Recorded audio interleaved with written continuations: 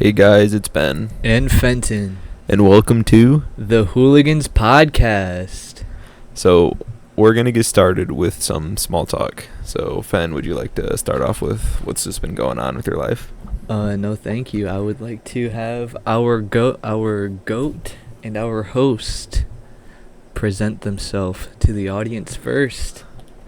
Okay, well, been going on with me is I've just been working at Walmart and listening to podcasts, and something that's been happening to me, which I really hate, is there's like people at Walmart who like tap on my shoulder while I'm listening to like a true crime podcast, and it just freaks me out. Like, it scares me every time. I just hate how people like touch me, like just randomly, like out of the blue. Like, I get it because I have an earbud in, so I have a harder time hearing people when they're trying to get my attention. But I don't know, I just don't like people just like coming up behind me and it's like sneaking up on me. That's like, understandable. They scare me. Yeah, personal space is very important, especially when you're in your own zone. Someone like breaking through that. Yeah, and I'm like already paranoid because I'm Yeah. listening to this true crime podcast and I'm like hearing about someone getting murdered and like mutilated. So Yeah, man, true crime can fuck people up. yeah. I remember watching some true crime podcasts in my youth. I'd have terrible nightmares about that stuff. Yeah, I've been listening to a trial by podcast lately. They're like a pretty small podcast, but Yeah, I haven't heard they of got them. some really good stories on there. What kind of podcast do you listen to? You still I'm listen not to a podcasts? big podcast listener. I like audiobooks and music. I mostly stick to that. Oh, okay. Nothing beyond that. I do like a good documentary, though. That's kind of close to a podcast. Yeah, the last audiobook I listened to was all of The Hobbit and all of The Lord of the Rings. That took like a good like week of just listening to podcasts while working. That's awesome. I listened to Heat 2, the sequel to the movie Heat. Oh, I've never seen that. What's that Oh. about? It's pretty good. It's a heist classic. You know the game Payday 2? Yeah, I've never played it though. Oh, just imagine that, but a movie. You know, it's about a heist in L.A. that goes wrong. The L.A. heist. The people who perpetrated that based themselves off of that movie. Yeah. So. Another funny thing that happened to me at work was like it was like a week ago. One of my coworkers named I'll just call him Jack, but that's not his name, like his actual name, but just gonna respect his privacy. But Jack had so what we do in OGP is we go shopping for people at Walmart. They come and we go outside and put their groceries in their car and they leave. So he had been doing something called dispensing, which is when we get all their groceries in the totes, we bring it out to them and put it in their car. This guy Jack, he had a ton of milk, like 10 gallons of milk in these totes.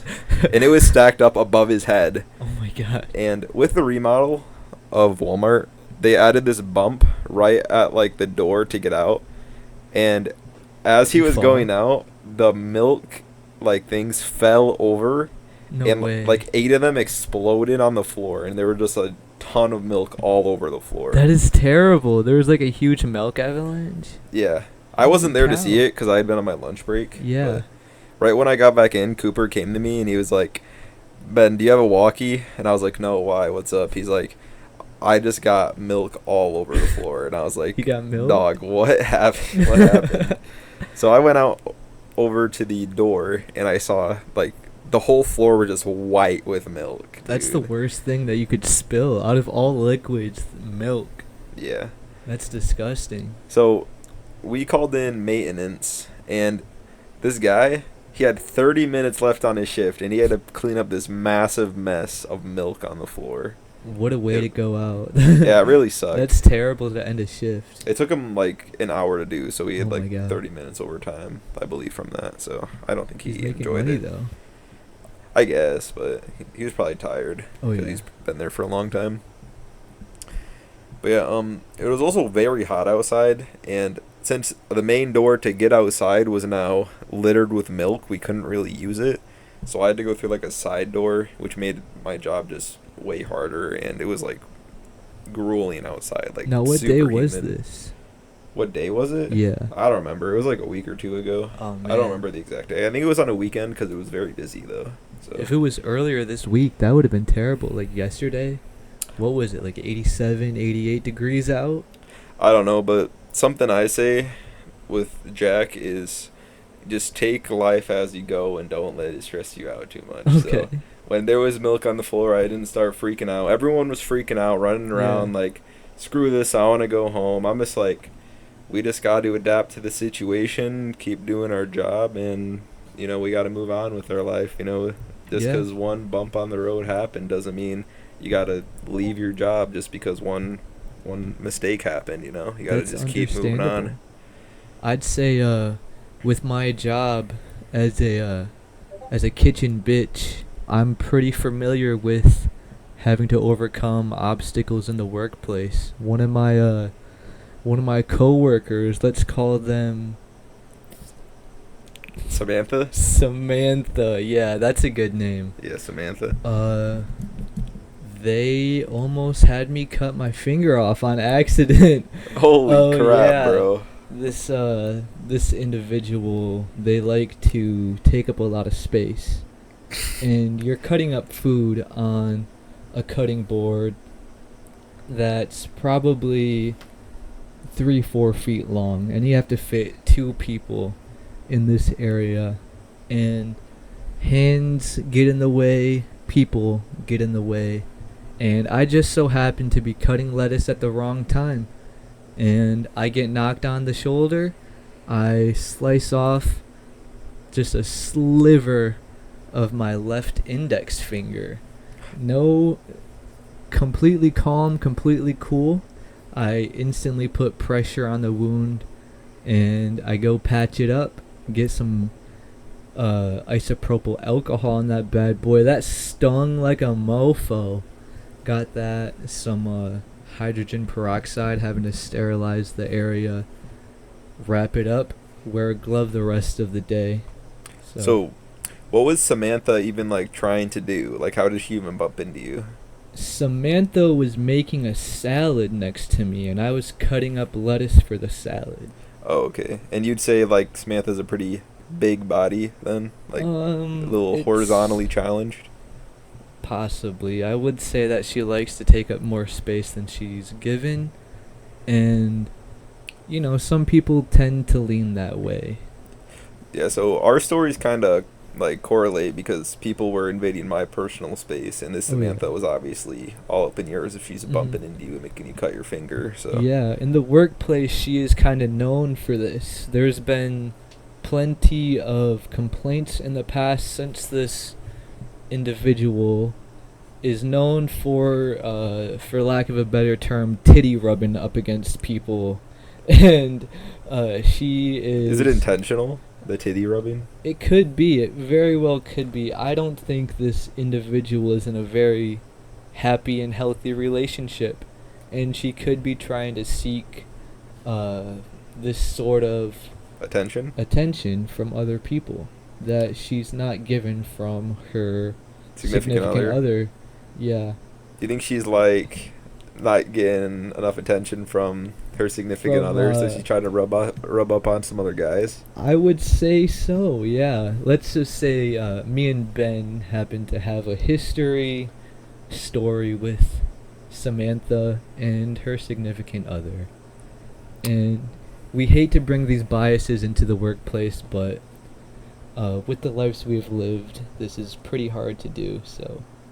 Did she even like We hate- apologize for you cutting your finger or anything? No, I didn't blame it on her. Like I said, it's something you have to act on quickly because you're around food. You don't want any contamination. Yeah. People get AIDS that way. There are serious problems that could go on. So I made sure I was as quick and as clean as I could be, and then I got right back to work because that's capitalism for you, baby. Everyone is a replacement cog in the machine.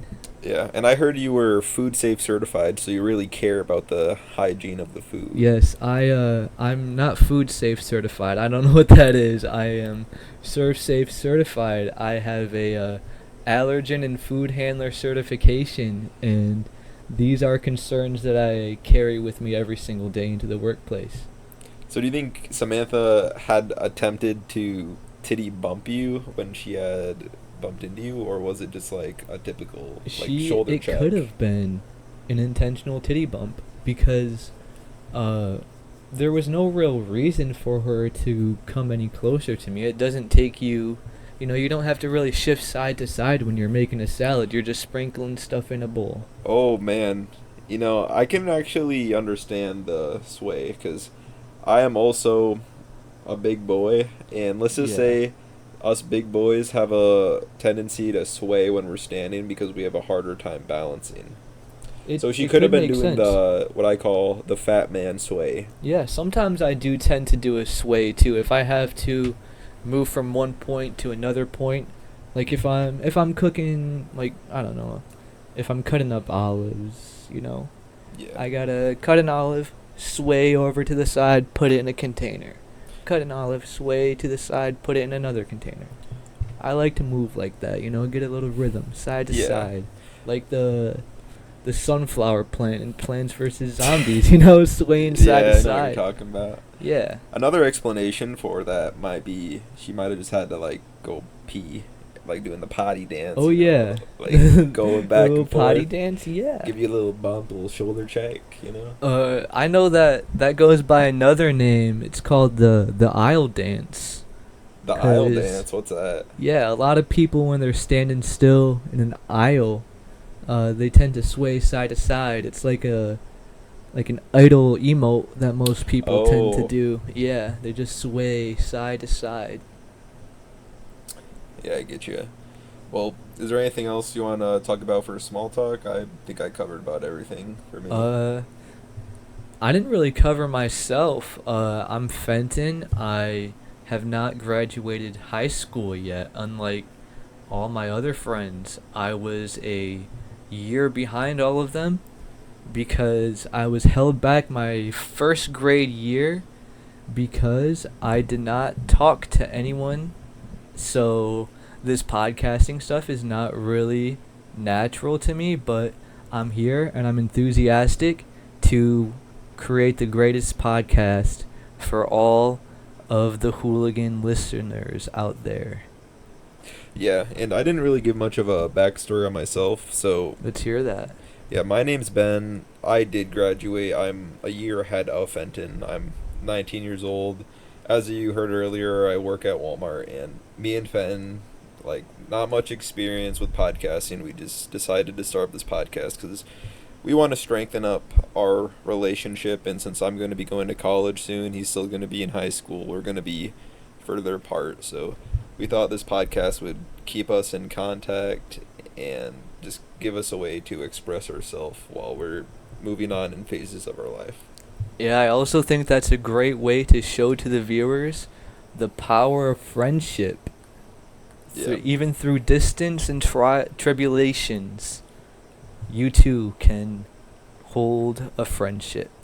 Yeah, a good piece of advice to you guys. If you guys have a friend and you're both like going to be moving soon or something, try to just start some kind of project with them. It doesn't matter what it is. Like, we're doing a podcast. You guys could do anything else you want. It doesn't matter. It just keeps you in contact and gives you something to talk about.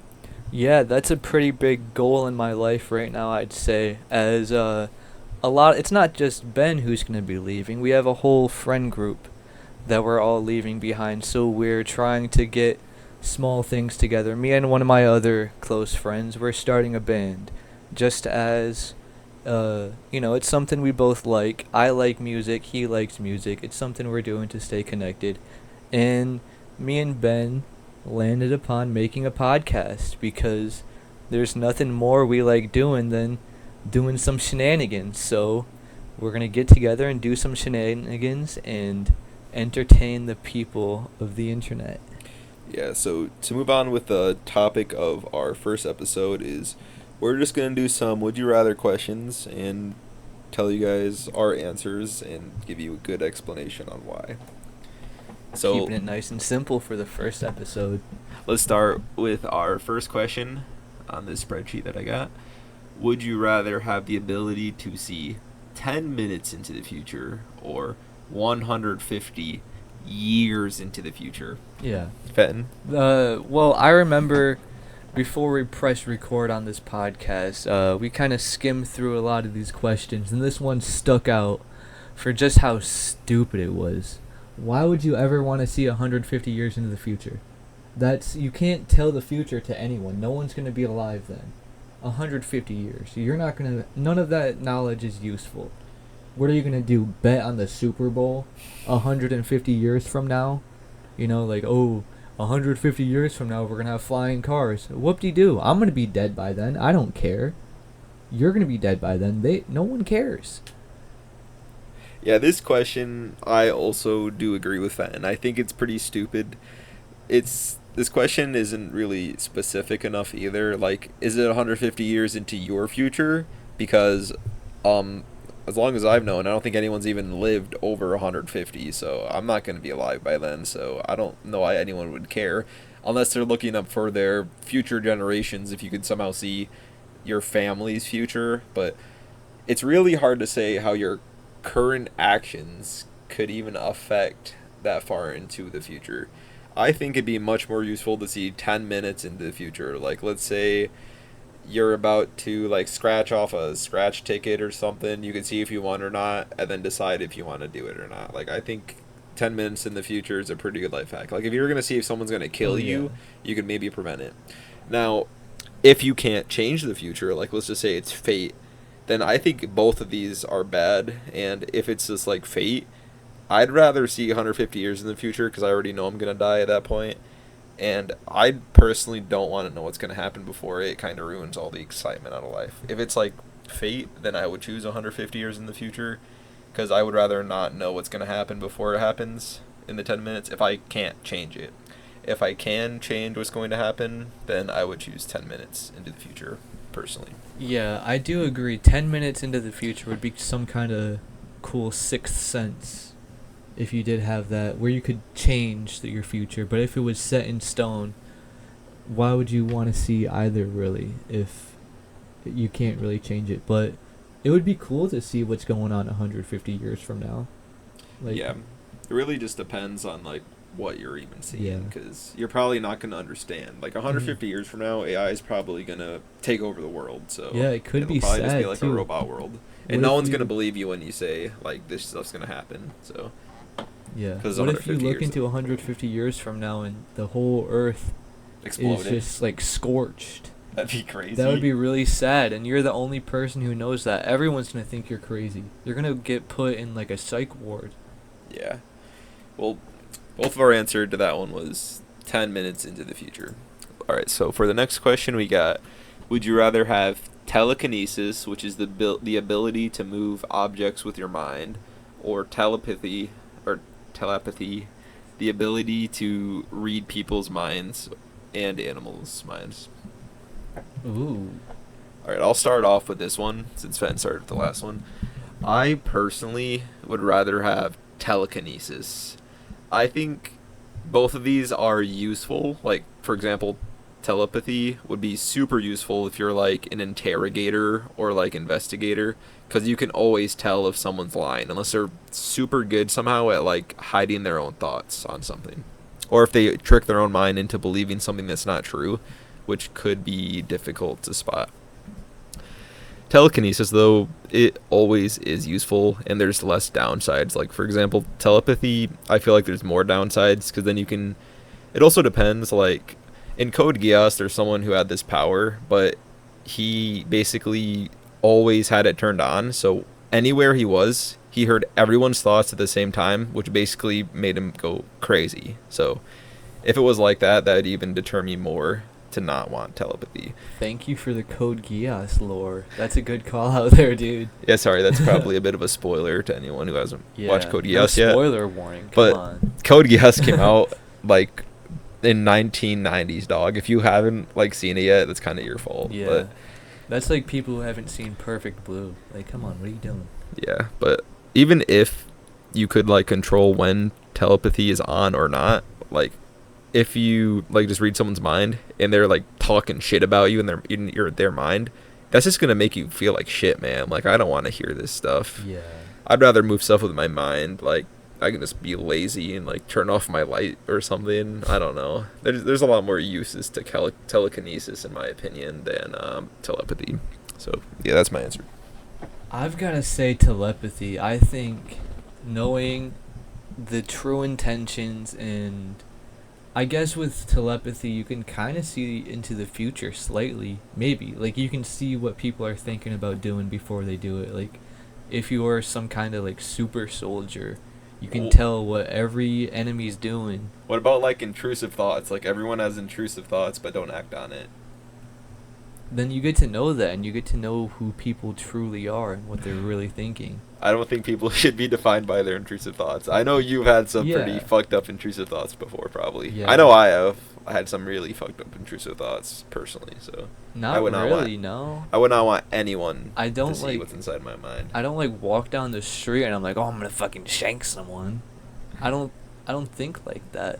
Yeah, but some people do. It'd probably scare you when you read their mind and they're like, I want to fucking beat up this guy with long hair. Oh, that would be pretty freaky if I see someone like, this guy's fucking perfect for trafficking. Yeah, like he's mean mugging you when you read his mind, and he's like, he wants to beat your ass, but he's not gonna actually do it because he's just thinking about it. Yeah. Well, if they don't do it, well, I still know it, so I know to be cautious around that person. You know what else would be funny? What?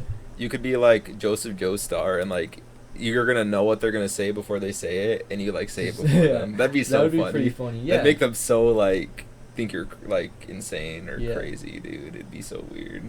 It would be pretty sweet. Yeah. So your answer is telepathy? Yeah, I Alright. gotta go with telepathy. Alright, let's find the next question here. Would you rather be forced to sing along or dance to every single song you hear? Well, this for me is already tricky because at my work they play music pretty much constantly, and I wouldn't want to be like walking around singing out loud for everyone around me to hear because I'm usually out in public all the time. I would probably say dance because it doesn't say you have to like do some like crazy dance, start like doing the worm on the floor every time you hear Yeah. some like random jig. Like, I could just be doing little like hip sway or something, you know, Little like bob. a little bob on my head or something, man. Like, Yeah. dance is really like more broad than singing, but then you could also argue that you could like whisper and sing it. But I still feel like people are gonna think you're crazy if you're just like whispering to yourself, Yeah. like. And can you talk while you're singing? Never gonna let you down. Like that. Yeah. Like, that'd be fucking They're gonna nuts. think you're crazy. Yeah. Just walking around like middle of the night, walking down the street. Yeah, just singing the Never gonna song. give you up. Yeah, Yeah. that'd be crazy, dog. And dancing, like, if someone sees you just like bobbing your head or like swaying your hips This or guy's- something, they're this just gonna guy's think you're jamming vibing. out. Like, you're just vibing. Yeah. So that's what I would go with. How about you, Fenn? I agree with you wholeheartedly for the same exact reason. Like, if I'm at work, I don't want to sing. I want to be able to talk and communicate with people because that's always important to do. And I feel like if I'm dancing, I could probably get a rhythm where I'm working and I'm dancing and I'm like just gliding throughout the workplace. It'll be like a fucking musical. Yeah, wherever like, I go. imagine you're talking to a customer and like a song starts playing, so you have to stop talking to them to sing. They're gonna like think you're crazy. You're probably not gonna be able to keep your job. Yeah. Like, sometimes while I'm working, I just start dancing to some like good music that's going on. Oh, yeah, me anyway. too. Like, I just start jamming out. You know? Yeah. I stand in like a corner where no one is and I still dance. That's something me and Ben always do. Remember that football game? Yeah. Me and you That's dancing how in we the hyped corner? each other up. Yeah. We like dance like pretty crazy to Some music. Kanye and Death Grips dancing in the corner. Coach is yeah. yelling at us. You fucking bastards, get off the damn music. Get fucking ready, get focused. Yeah. Like, I'm sorry I don't want to be a bum and just sit there with my head down at halftime. Yeah, that's what everyone did. They would just sit with They their were head depressed. They were depressed. down. All right, so let's move on to this next question. Would you rather find true love today or win the lottery next year? You can start with this one. That is a very tough question. Next year or true love today? Damn. I would say the lottery next year, cause next year I'm gonna be in college. I'm probably not gonna have good money, and, what's the Mega Millions at right now? Like a couple billion. Well, it doesn't say what lottery you're winning, but if it is Still, the like Mega Millions, that's pretty lottery good. of my choice. So Mega Millions. you value money over love then? I'm in a relationship right now, and I don't need a new one. So, But money next year. what if that's not your true love and then you find your true love today? That's life. You got to go through that. I would much rather have money given to me for free a year from now when I'm gonna need it, Well, instead of something I don't need right now. you remember that one time when we thought we won a large sum of money, Oh yeah, 10,000, and and how much it bringing back some corrupted trauma us? from that. I feel like this amount of money could corrupt you and make like this is what happens to people who win the lottery. They have to pay a ton of taxes on the money, and then everyone they know just acts like their friend and asks them for money all the time because they know they have a lot of money now. Like I feel like there's a lot of downsides with being rich. Like it really changes a person. Like it changed you and me. You and I Oh thought we yeah. won $10,000, and we had changed a lot. We had got very paranoid during Yeah. that time. We were this brings us to some personal problems with scams in the lottery Yeah. companies. Let me tell you guys We got a little the story for gist you of what guys. happened here. So to go off on a little tangent. So we were at our friend's house. We'll call him Tom, and Tom's sister Deborah had in the mail a little scratcher, like a little like pull a thing, you see if the three symbols match, and it tells you if you win. This pull tab was from a dealership from Rose City. I told Fen, hey, you should pull the tabs. And Fen was like, no, it's not our mail. And I was like, all right, well, I'm just going to do it anyway. And I pulled the tabs, and 3 cars had showed up, which had signified that we had won $10,000. Yeah. But however, this is not our mail. This is Deborah's mail, not our mail. So we had started formulating a plan because we thought this was legit money. We were kind of stupid. We thought, yeah, we won $10,000 I think there was randomly. still some doubt in Yeah. our mind. There's no way. I was like wasn't pretty convinced. I wasn't fully convinced, at least not at first. Well, I'm a gullible mofo, so I was like, I believed it. It Personally. took me a good bit of convincing. But yeah, this was Deborah's mail. We wanted it to ourselves. The reason, like how I was talking about earlier, we got paranoid is we didn't want to tell Deborah because we thought she would claim it all for herself.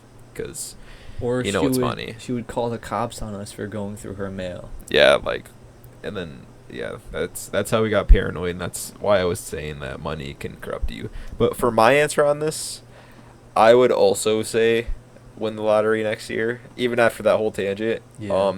I hear people say money doesn't buy happiness, but if I had won the lottery, I wouldn't need to work anymore, and I'd have a lot more time to focus on things I enjoy, such as this podcast. Yeah. And those kinds of things bring me happiness. I feel like having more free time would bring me happiness, and I also already am taken, so finding true love today kind of like counteracts that. So I think I'd also rather win the lottery next year for that question.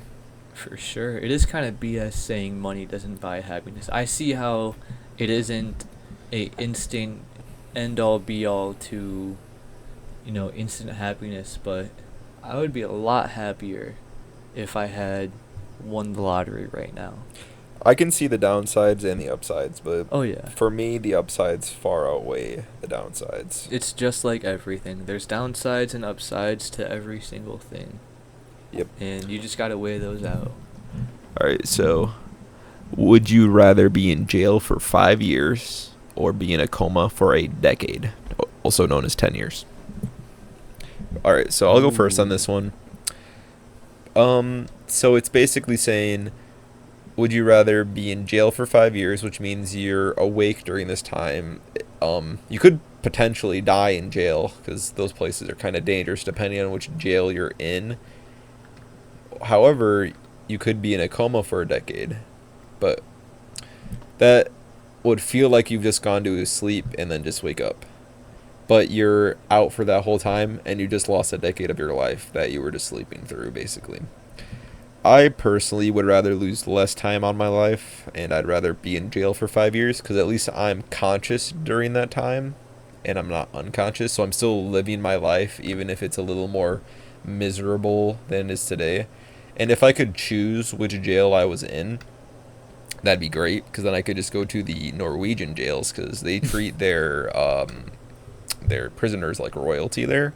Yeah, that's a And smart life there would be like loophole. awesome. So that'd make it even better. So I'd choose be in jail for 5 years. How about you, Fenton? I would probably have to go with a decade coma because if I'm just thinking of a stereotypical, like, any American jail, not saying I can go to a Norwegian jail because if I could, that's the easy answer right there. I'm totally choosing that. They have like Yeah. computers and TVs and stuff. That's like they live more lavishly than I do.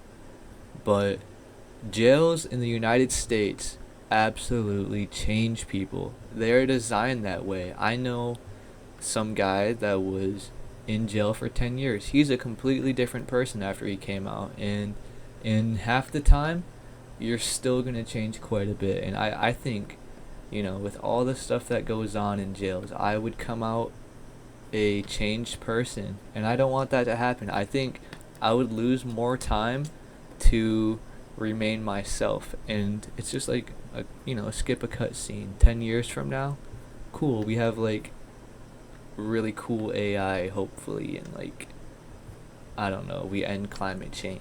Would that be like really weird though to wake up like just suddenly and everyone is 10 years older than you? Then I mean you are 10 years older too, but you're still in the same mindset. Like you still think you're 18, but you're 28 now. That'd be crazy. It would To be me. weird, but still, 28's still decently young, and you still got a long life ahead of you. You're barely into your 30s, You're not in your 30s yet, so you can still do a lot of stuff at 28. I suppose. I'd be pretty sad though if you were in a coma for 10 years. Oh yeah, it I'd would rather suck. you be in jail because then I could at least like visit you and like talk to you. I don't think you'd change drastically in That's jail. understandable. I just, jail seems like hell, and it's made to be that way. So I Well- would love to stay as far away from those places as I can. For me, like my answer to this is I'd rather be in hell for 5 years than be in limbo for 10. So Okay. that's like the easy way to put that, but Yeah. I can see why people would say limbo for 10. That's a good way to put it. All right, so the next question here is would you rather have another 10 years with your partner or a one night stand with your celebrity crush? All right, Fan, you can Ooh. start us off. Okay, Uh, first off, what is your celebrity crush anyway? I don't particularly have a celebrity crush, at least not on the top of my mind. I would probably say like Sydney Sweeney or Belle Delphine or uh dude, I don't even know. I don't have one either. shoot, yeah, who is my celebrity crush? I have to really Taylor think Swift. about this. No, not Taylor Swift. Probably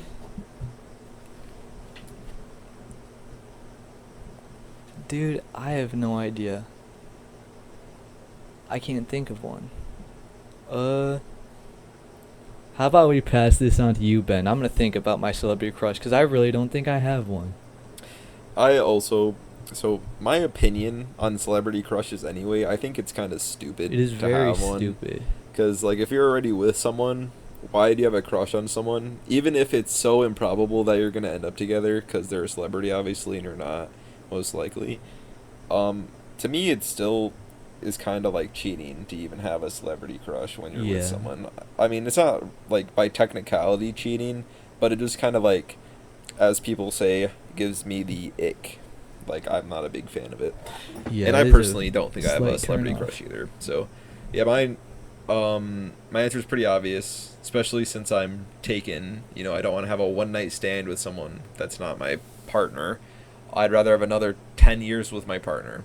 Yeah, I So would that's choose my that answer. too, especially with the circumstances of my relationship. I am dating a French foreign exchange student, and I would do anything to spend a day with that person, let alone 10 years. So that's a gimme. That's an easy answer. Very, very easy answer. And you take that over a one night stand with a celebrity crush? Who? Like fucking Sabrina Carpenter? Yeah. I would take 10 years over one day. And the thing that sucks about the one night stand is it means nothing's gonna continue after Yeah. it either. So you just ruin your relationship just for one night of fun. Like it is not worth it, in my opinion. It's totally not. There's some horn dogs out there. Like Oh, there's yeah. a lot of friends I know Yeah. who There's are, some like, people out there. single and horny as fuck. for one night. I'm Yeah, gonna tear they that would- shit up. They fucking they pay for that stuff on OnlyFans, dude. Yeah. They'd fiend for that, but we are just not that kind of people. Yeah. If we're outspoken, Gooner Nation, stand up. Yeah, leave You know what I'm saying? leave a comment if you guys would disagree with us on that question, but I can only see it if you're single, personally. Mm-hmm. But all right, would you rather be chronically underdressed or overdressed? You can start. Wait, you started last time, so Yeah, you can go.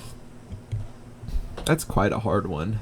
So underdressed is always wearing shorts and a tank top or something, and then overdressed is always wearing a coat or sweatshirt and sweatpants probably. Or does it mean that, or does it mean overdressed as in you're wearing a suit everywhere? You're overdressed for the occasion, it's Yeah. not casual, or underdressed is casual. What I do you don't know. think? I think it might take both, it takes a little interpretation. Well, I'll answer it for both interpretations of the question. For the first one of just being in shorts and a tank top or in a coat and sweatpants or something. Since I live in Michigan and it gets super cold here during the winter, I'd rather choose overdressed in that scenario.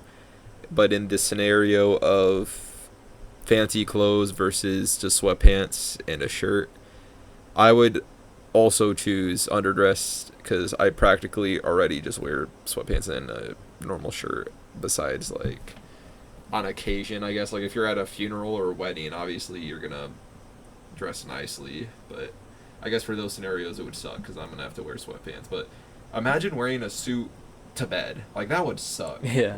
I don't want to do that, Mm-hmm. All right, what's your answer? I think this is a very easy answer for me, and I have to go with chronically overdressed, because if you're overdressed, you have to always be wearing some kind of fire outfit. You're always putting that shit on. You can't do that if you're underdressed. If you're given, just a shorts and a t-shirt, you're not gonna have some crazy outfit. But if you're overdressed, you can have 3 jackets, a hat, some crazy pants. Yeah, you're some mixing really both outlandish of my ideas into one. shoes. So I would be overdressed, and especially with how hard the winters are, I would happily wear some massive jacket all day and roll around like a big old puffball. Yeah, that's reasonable. A puffball wearing some fire fit, because I'm gonna have some Rick Owens. That's what I would do. That's overdressing in my mind. That's what I would wear. This is a good one here. Would you rather have universal respect or unlimited power? Unlimited power. Wow. You can start with this one. I have to go with universal respect. Maybe, I think unlimited power, if you're given that, that's totally going to your head. And with universal respect, you can kind of be a voice of peace with that. You can't really do that with power, because if you have unlimited power, what are you doing? Going around zapping people? You can turning make them into everyone frickin'- respect you through fear with Yeah. unlimited power. What are you gonna lead You're with an gonna iron lead fist. like a genocide? You're gonna go around zapping people with some alien gun that comes out of your finger? That's Kind- unlimited power in my mind. I think respect, so I can, be a voice of reason and respect and really make an impact on people. Yeah, unlimited power kind of reminds me of Homelander, Yeah. from The Boys. Oh, yeah. He has so much power that everyone just fears him, and in a way they respect him, but only because they fear him. And if they disrespected him, he would probably kill them. They only So- respect him through force. My personal answer to this question is kind of a hard question for me, because unlimited power, what does that mean? Does that mean I have superpowers, or does that mean I have a ton of political power so I can like control the political environment. And then universal respect, that's also good. When I think of that, the first thing that comes to mind is like Martin Luther King Jr. Yeah, how that's like like, a bunch of people respected him and would you listened to his rather voice. be a modern MLK or like a modern Genghis Khan? That's how I really thought about it. That's how you thought about it? Yeah. Okay. Well, through that lens, I would choose respect because I've never been into politics anyway, and unlimited power would obviously get to your head, and you'd like get a huge ego and like do some crazy stuff probably. Mhm. So I would choose universal respect as well. It would just be nice if everyone just respects you, and you could probably change the world too if everyone respects you. I Yeah, feel like. because you can only really gain power through control, but you can gain respect through reason, and you can actually earn respect and not just control people.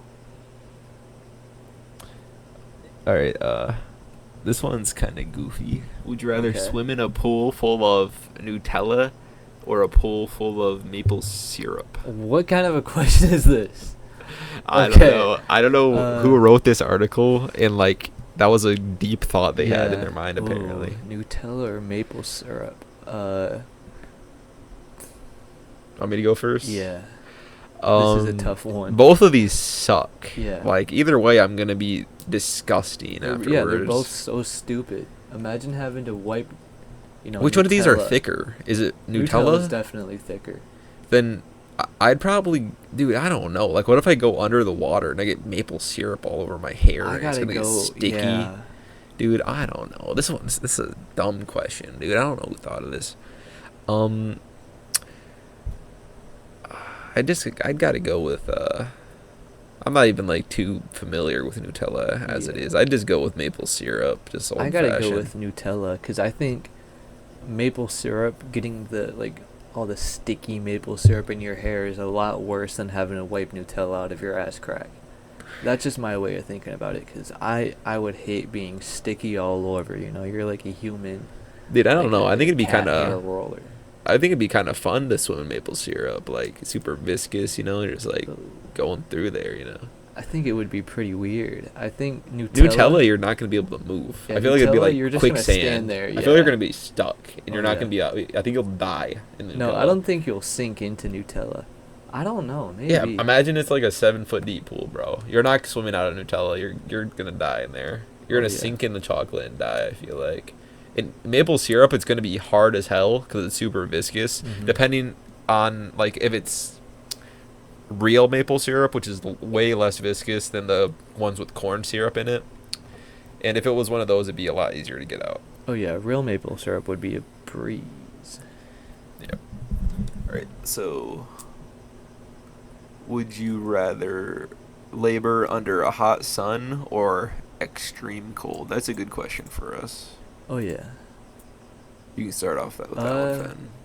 I would probably say hot sun because I already work in conditions similar to this in a kitchen, so I'm pretty used to working in heat, and it's something that never really bothered me. We both played football out in the blazing sun, and the heat sucks, but in my opinion, it's a lot better than the cold. All right, so the way I'm thinking about this is if it's extremely hot out, there's a limit to how much clothes you can take off to cool yourself down. Like, you can't be naked in public. However, if it's extremely cold, there's not really a limit on how much you can just bundle up to stay warm. So I personally would rather go with extreme cold just because I'd have an easier way of staying warm than I would be of staying cool in that regard. So Yeah. that's the answer I would go with. It's a good way to think about it. You get that one? Ben? Yeah. Also, I just prefer being cold instead of hot. I hate being hot. I feel like disgusting when I'm like super sweaty and my clothes are like sticking to my chest. Yeah. Like I hate working in the heat because I get like a bunch of sweat on my face. Like, it gets in my eyes. Like, that happened a lot during football too. I just don't enjoy it. Mm-hmm. All right. Would you rather communicate only in emoji or never be able to text ever again? Oh my god. So, this question for me is kind of like easy. I would just, I guess, use only emojis. Like, I already barely use emojis. I don't even know who uses emojis anymore besides, like, millennials, like, people's moms, I guess. I But throw a few emojis in there. I think there's some cool ones. I think the one with sunglasses is pretty cool. You know, you throw that one in, they know that you're one's a pretty cool rad, guy. yeah. Yeah, that one's really rad. Yeah, it'd be kind of hard to only communicate in emojis, but it's better than not being able to text at all. So I would go with emojis.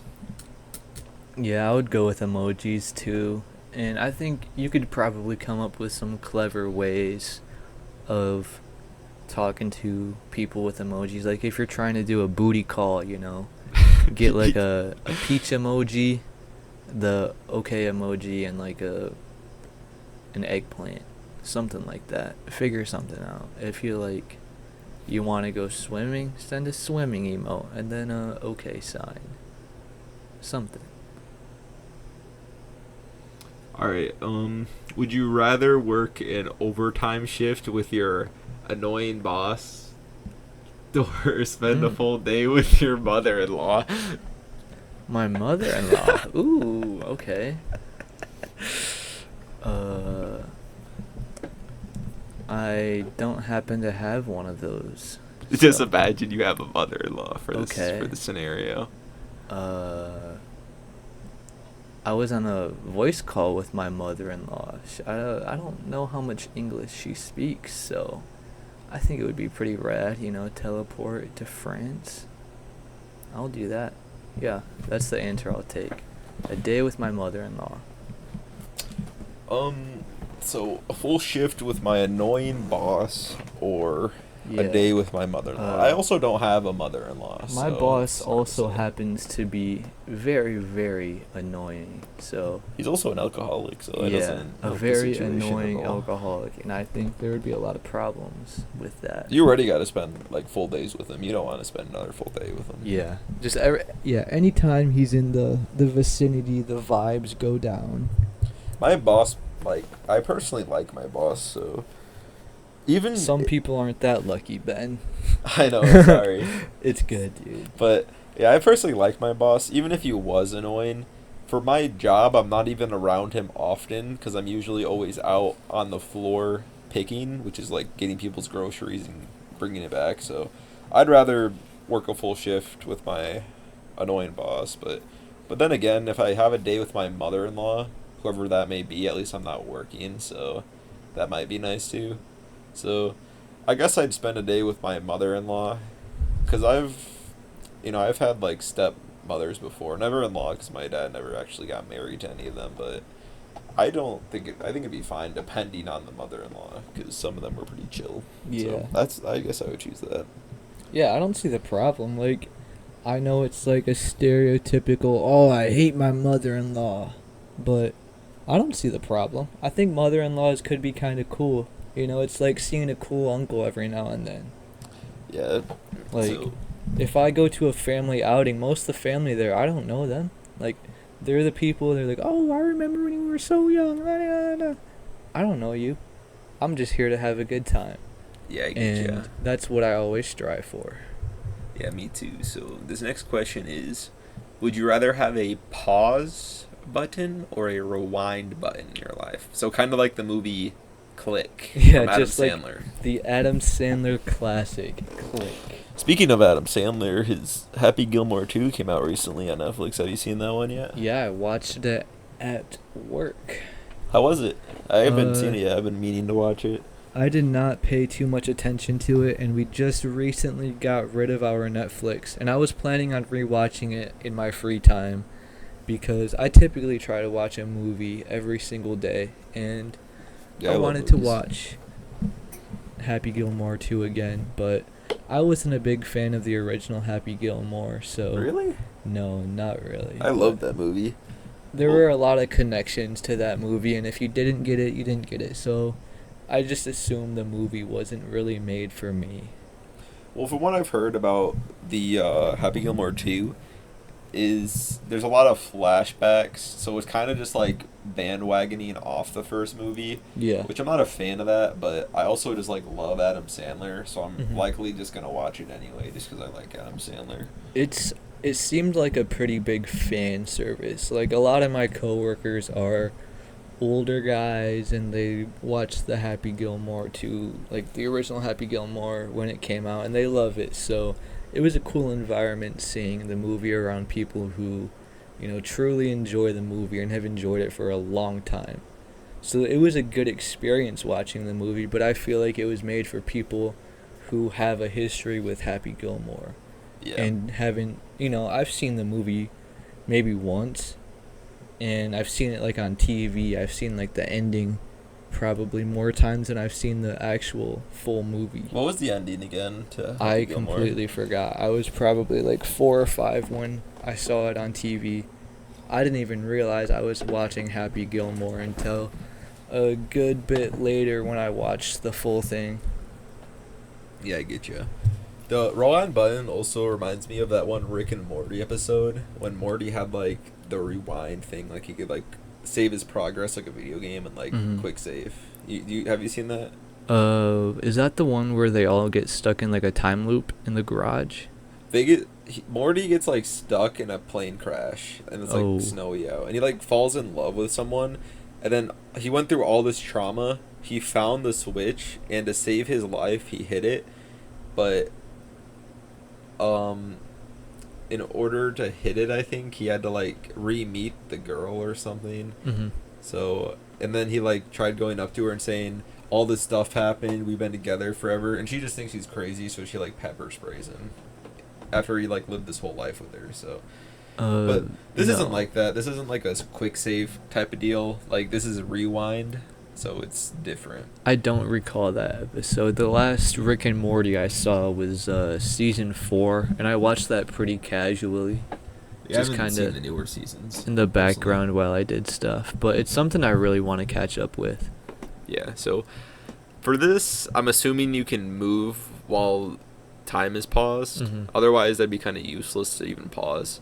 Some people like that power, like some perverts want to like freeze time and like do some Yeah. crazy Back stuff. to the Gooner man. Nation. Gooner Nation, stand up if you would pause time and creep on some. Yeah, that's for you gooners. Yeah. You could also just like pause and like rob a bank or something, bro. I don't know. That would be you could pretty do, cool. You could do a lot of stuff. You could do some pranks, some pretty cool pranks, I don't know. There's a lot of stuff you do with pause. It'd be kind of like JoJo's Bizarre Adventure, like Yeah. stopping time, like the Mhm. world deal. Like Mhm. that'd be kind of cool. Yeah, I choose pause.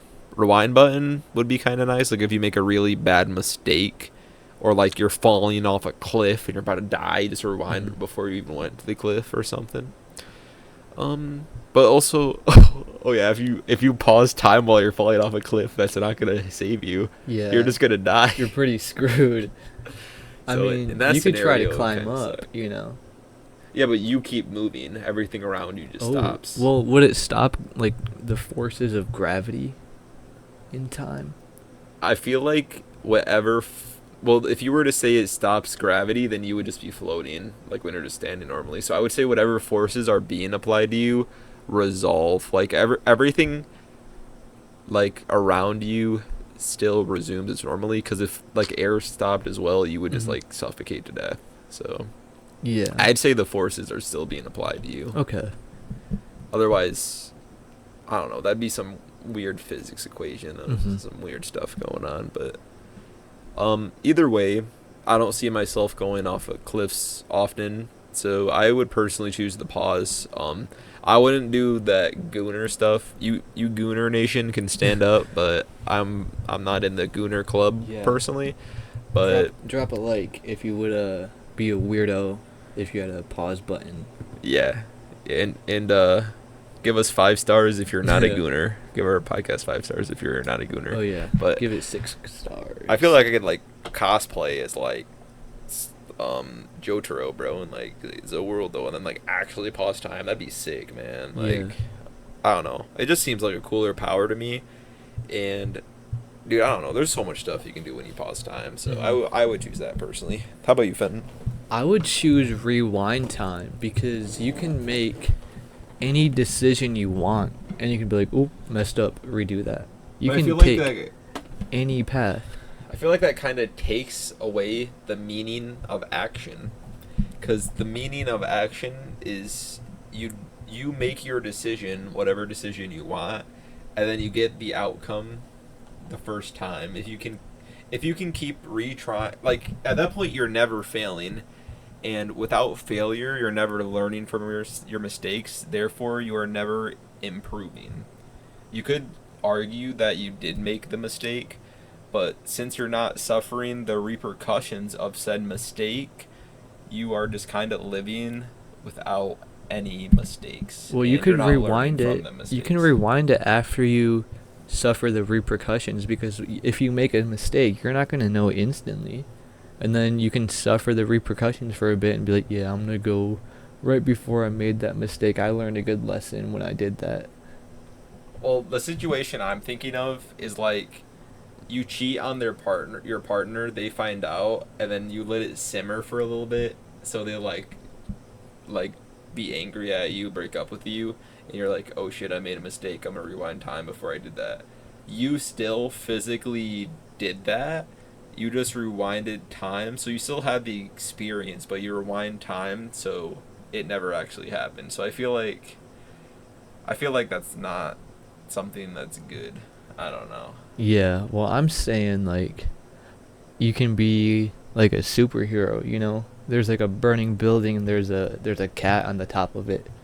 You can be like, "Oh, I'm going to run in there, try to save the cat." Yeah, but and if then- you rewind time, it's also rewinding your position in said time. It's not like if I could freeze time, I could go up and save the cat before it falls and it gets burned. Mhm. But for your situation, when you're rewinding time, it's also rewinding you. It's not like time around you rewinds and you're Yeah. still there. I'd be like Tracer, you know? I can just run up there. If I die, like get burnt, I can You're go saying back. like you see the cat fall and die, so you rewind time to like an hour earlier before it even caught on fire and like try to save the cat.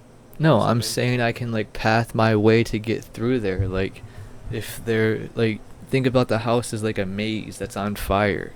You know, you gotta find the right way to get up to the cat. If you take a wrong turn, just rewind back. Even get better back though, you up could there. just rewind before the fire even happened, Yeah, and then just go there and you could do that. like prevent the fire from ever happening. There's so many possibilities with this. Yeah, There's a lot that you can do. I just personally feel like it's more of a hindrance. Like you shouldn't be able to change what has already happened. In Yeah. my opinion, like scientists believe like it's possible to be able to travel to the future of time, but not to travel back in time because of this thing called disorder, Mhm. which is basically saying Yeah. everything I ever took- done, even I took in the universe. Freshman physics, I know about disorder. Not that much as Yeah. me, because well, AP physics here, buddy. Okay. All right. So everything, basically, what it is everything in the universe causes something to get more disordered. Now, what does disordered mean? So, for example, let's say you clean up your room, so it looks like it's in order, right? But no, guess what? You heated up the air when you were moving around to clean your room, so it made something more disordered, which is the air. And from the beginning of time, since the Big Bang, everything has been getting further apart, also known as getting more disordered. There's never been a time when we've seen something get more ordered without something else getting even more disordered, more than ordered. Therefore, scientists believe you cannot go back in time because there has not been a single observation of anything getting more ordered, but in response to that getting more ordered, something getting even more disordered than whatever you made getting more ordered. Yeah. Does that make sense, or do I? Yeah, sound thank you stupid? for explaining entropy Yeah. to everybody. Yeah, you're welcome. Yeah. Give him a round of applause. Thank you, buddy. Yeah, sorry, I just went on a bit of a tangent there, but Rightfully so. That's a very good way to call it out. Yeah, there's no way to go back in time. But if well, you could, let's say you could, but If you it's could. technically not Yeah. possible in the realm of science anyway. Mhm. You'd be kind of denying physics at that point. Well, you would cause universal panic in the scientific community, you know? You would be a complete anomaly. They wouldn't be able to tell if you could rewind time. Yeah. How would they be able to? You can tell them. You could tell them, but how could you prove it?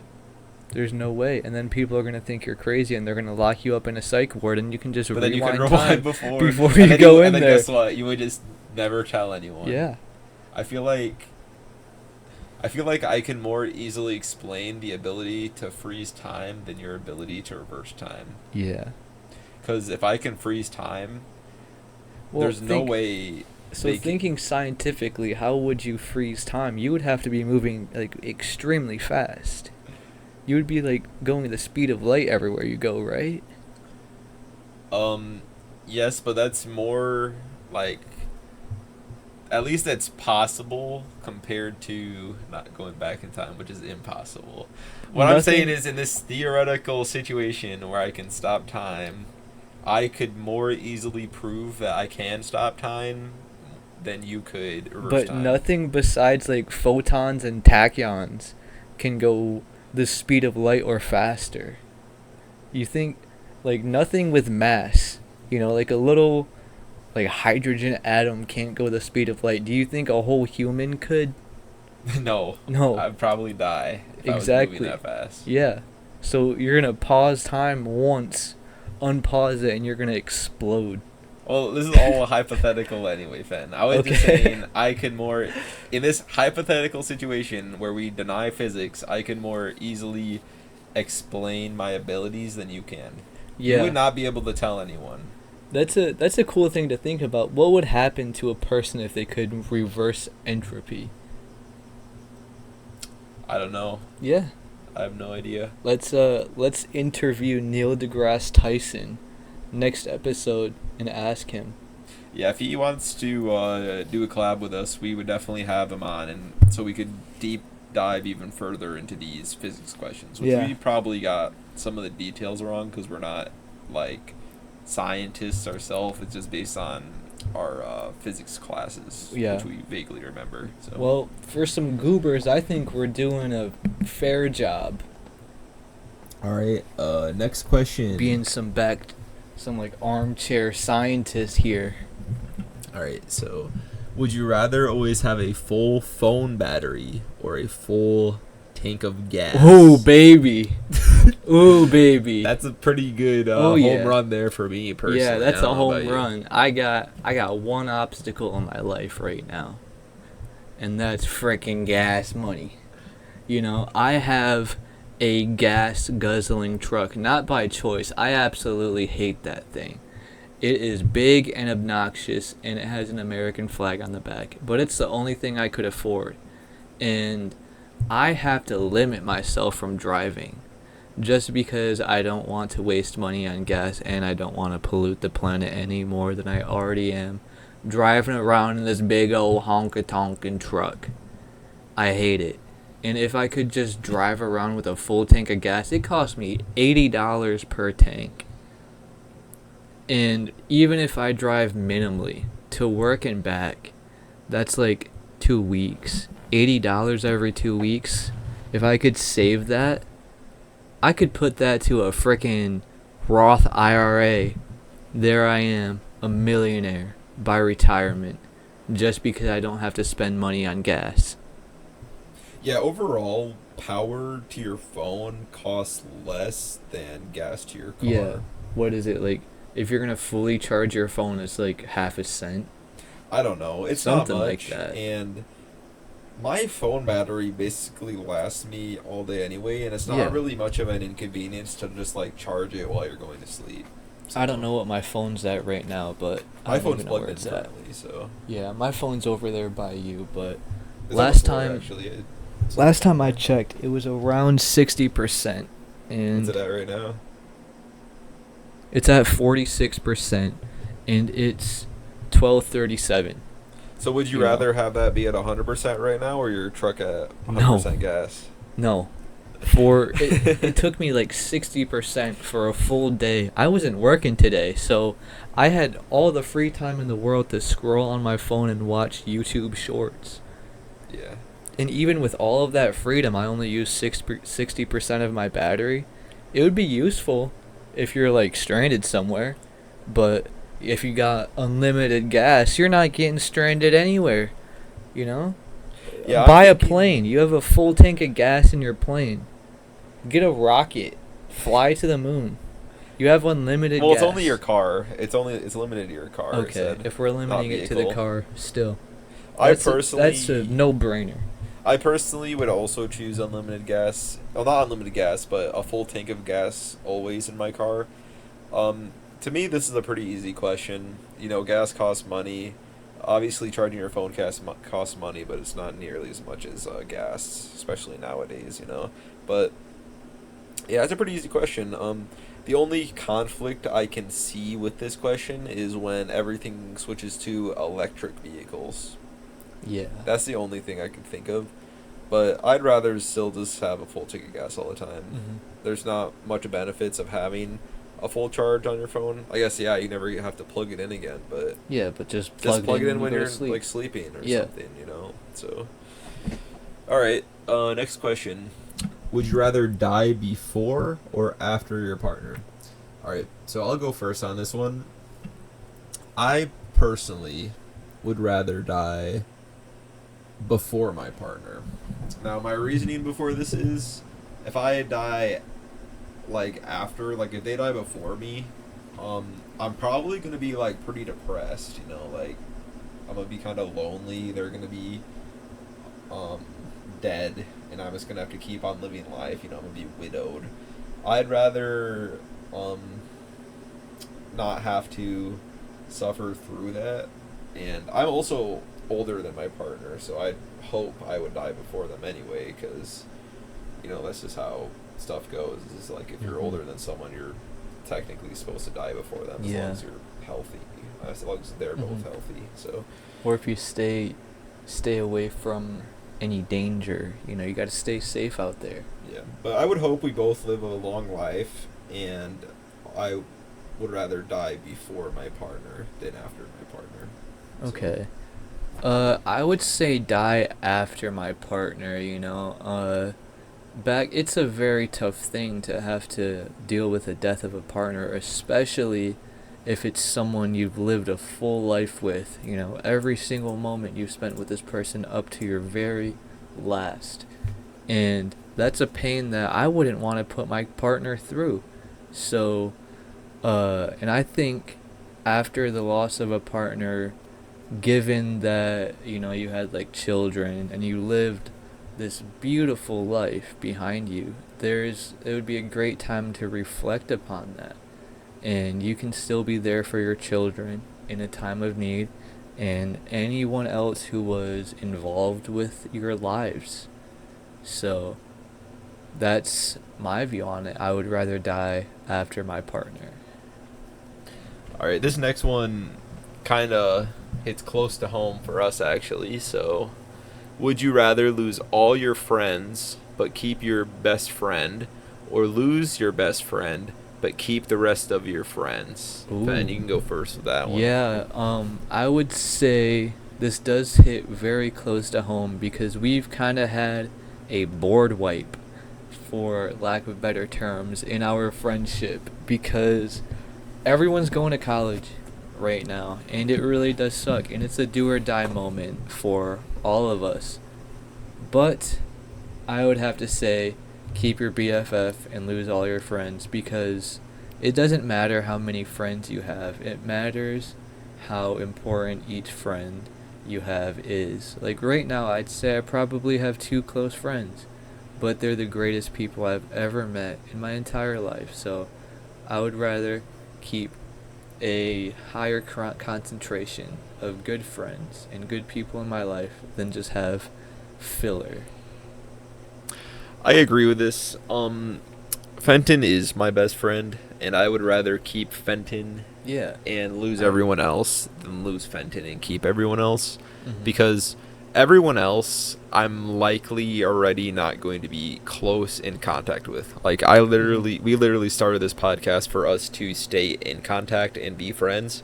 Yeah. So why would I throw him away for the other people, which I'm not making such an effort Yeah, to stay in that's- contact with?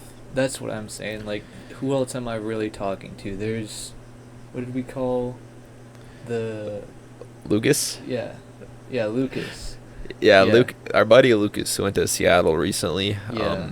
He's a real one. But Lucas is a real one, but there's Ben, my best friend, and Lucas, my second best friend, and there's a lot of filler after that, and I would rather keep my best friend than my second best friend and filler.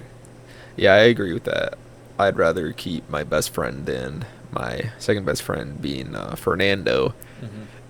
Fernando, yeah. Yeah. Yeah. Big old Fernando. He is a little bit of a gooner for the gooner gang out there. You have Yeah. someone there along with you guys, We but have, he's we have a good friend of representation mine. out there for the Gooner community, and we really see you guys out there. Hey, don't worry, we respect you guys. We see you out there. We're not against anyone. You guys are very important individuals. Yeah, without the gooners, where do would we society have? be? Yeah. There's no one to pay these OnlyFans models. Yeah, they'd be going broke without Yeah. you gooners and Sims out there. So we Mhm. appreciate you. Gooners make the world go around. That's what everyone says. Yeah. So, yep, that was our answer. Keep the best friend, which is each Yeah. other. So, I'd much rather keep Ben in my life. So would you rather have people spread a terrible lie about you, or have people spread terrible but true tales about you? ooh. So basically, like, they start a lie about you, but it's a lie, or they spread a true tale, but it's still terrible. So it's Yeah. what the heck? So it's That's- either you actually did it or didn't, but either way they're gonna tell people. Yeah, that's So- pretty bad. I think there's a lot of terrible things that I don't want people knowing about me, but they're things that I've done, and they're things I have to learn the consequences of. So, I guess I would rather have people telling the truth, because it's very, very important to stay true to yourself. So, even though it's a terrible truth, it's a truth nonetheless, and it's a truth we have to accept. So, I would rather have to, face my demons, for lack of a better term, than have people just spread some terrible lies. Because I've had people spread lies about me, and it's a terrible, terrible feeling. There was this time my freshman year, some people were, what was it? I think I farted really bad in class once, if I'm being honest, and some people said I shit my pants. Then everyone was saying I shit my pants. I still, to this day, swear to God, I did not shit my pants. And even my football coach said I shit my pants. So imagine the trauma that I went through when every single person that was involved in this, my football coaches, my friends at the time, were saying I shit my pants, when truthfully I did not. So you'd say a terrible true story instead Yeah. of a terrible lie? A terrible true story. I'd say either way, they're both terrible. So I'd rather them spread a terrible lie, because at least I know it's a lie. Yeah. Like, if they're spreading a terrible truth, the only difference between these two is I did it or I didn't. I'd rather not have done something terrible to get spread around. Okay. That's the way I see it, personally. That's So- understandable.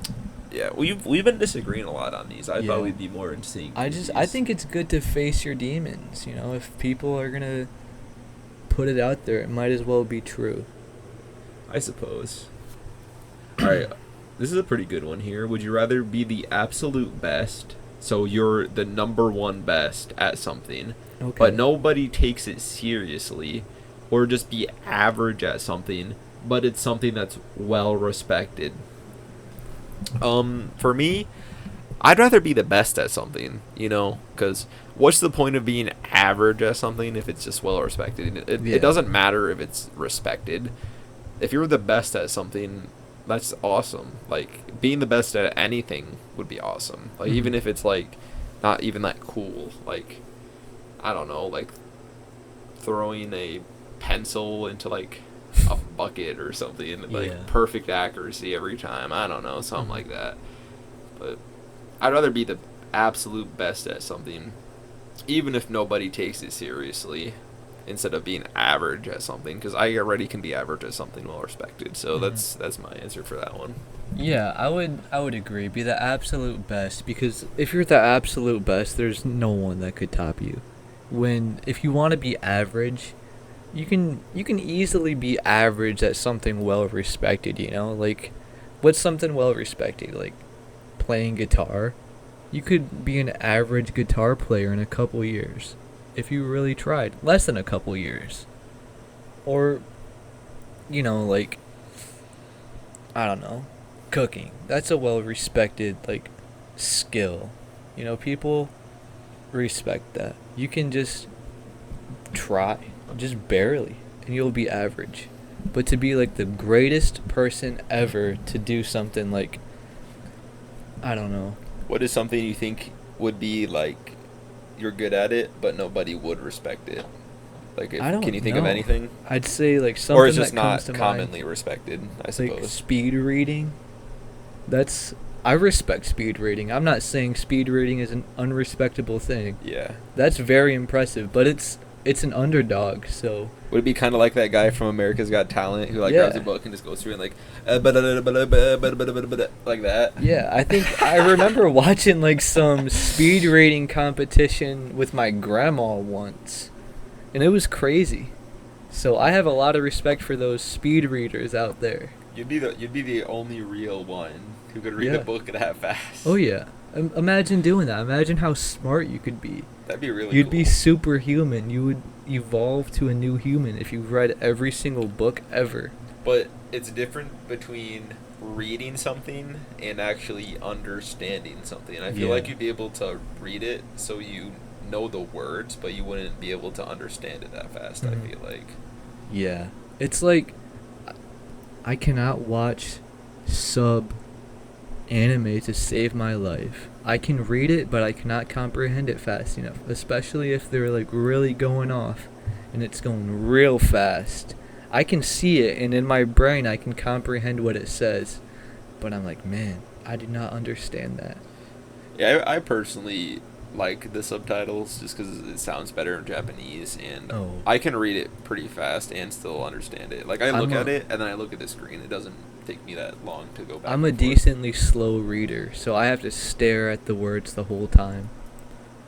Yeah, I get you. Or maybe I just watch, you know, anime where people are just really talking really fast. I don't know. Usually in Japanese, it takes longer. I mean, it depends on what they're saying, but it usually takes longer to say something than it would in English, I feel Yeah. like, in Japanese.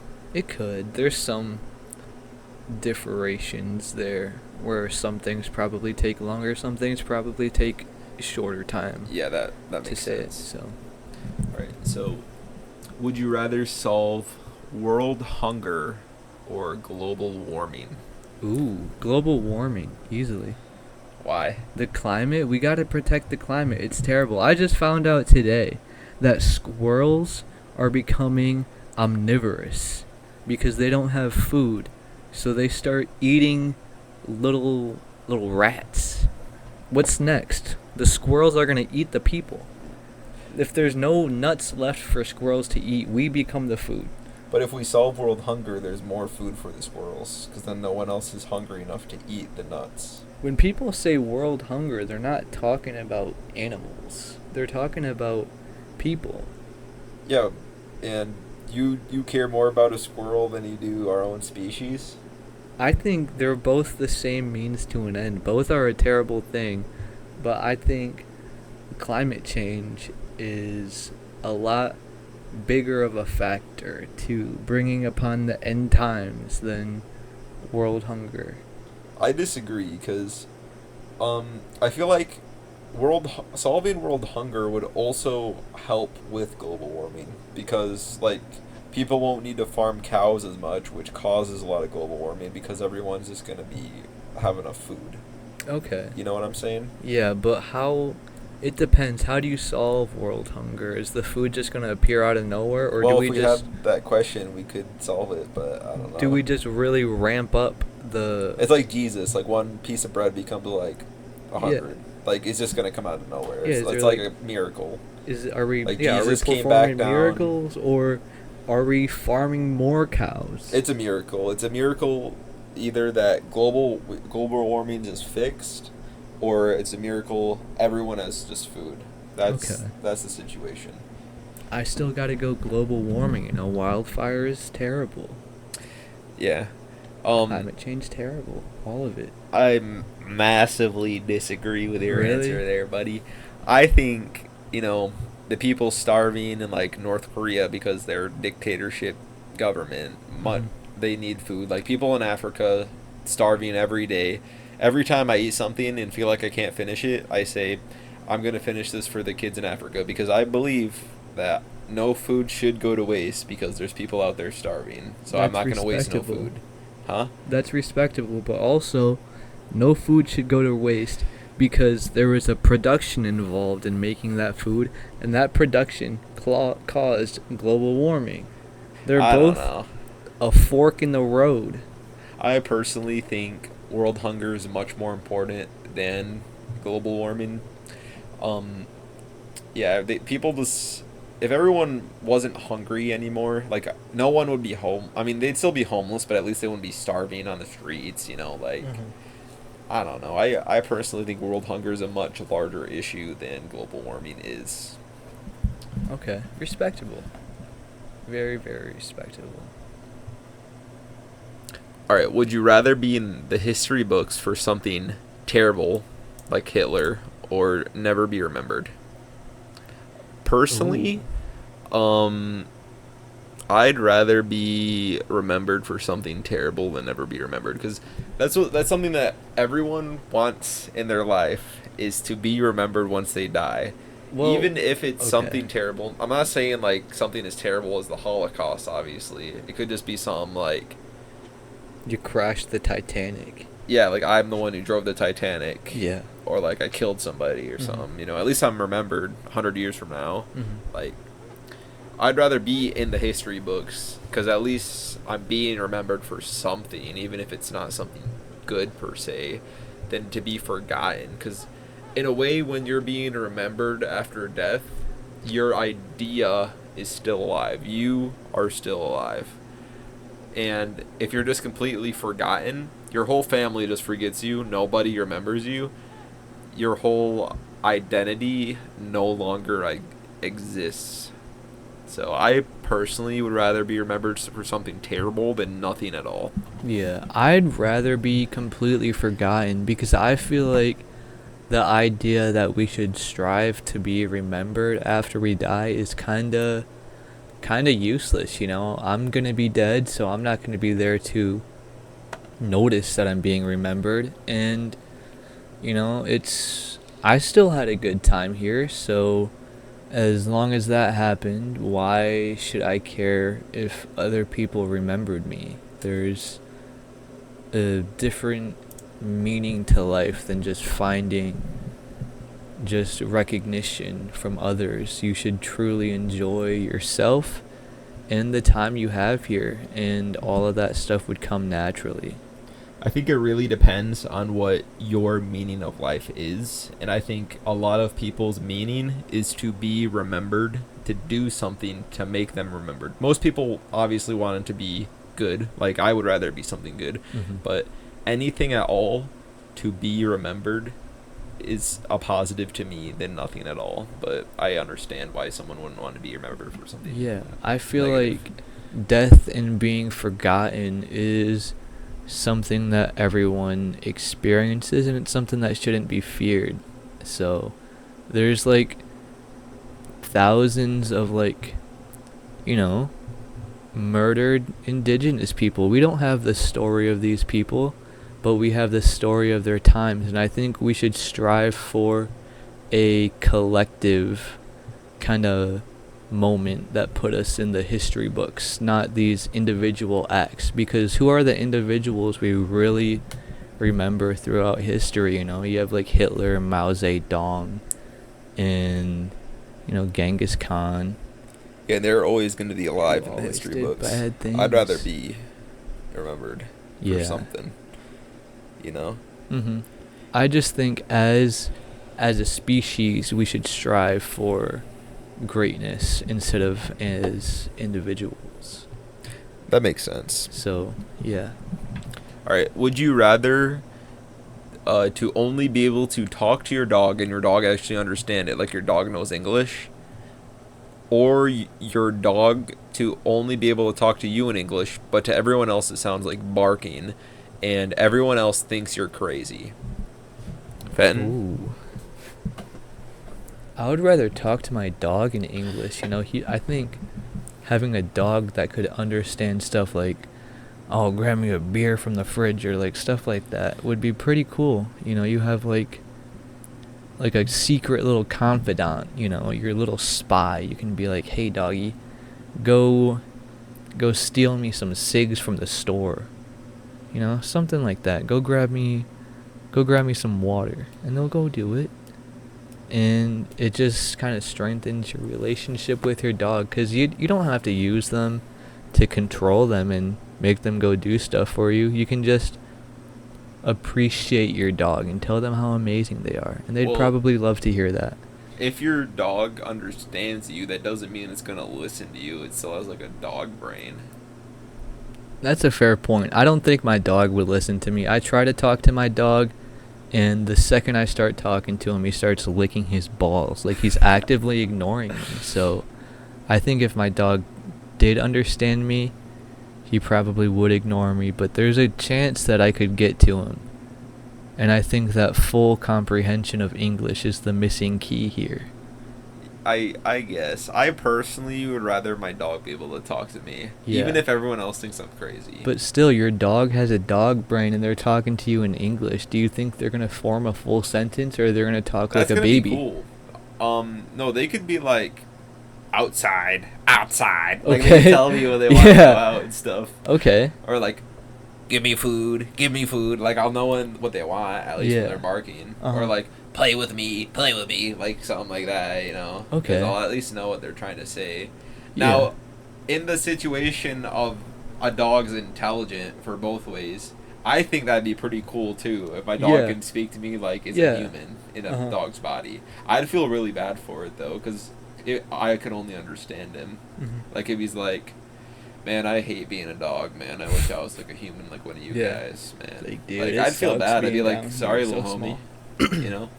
Yeah. I mean, I don't know if he'd understand me, but if he understands English, if he can speak to me in English, I would assume he would understand my English back to him. Unless I sound like a dog to him barking. Yeah. I don't know. Well, he would still understand you if you sounded like a dog barking to him. Yeah, because he's a dog. Yeah.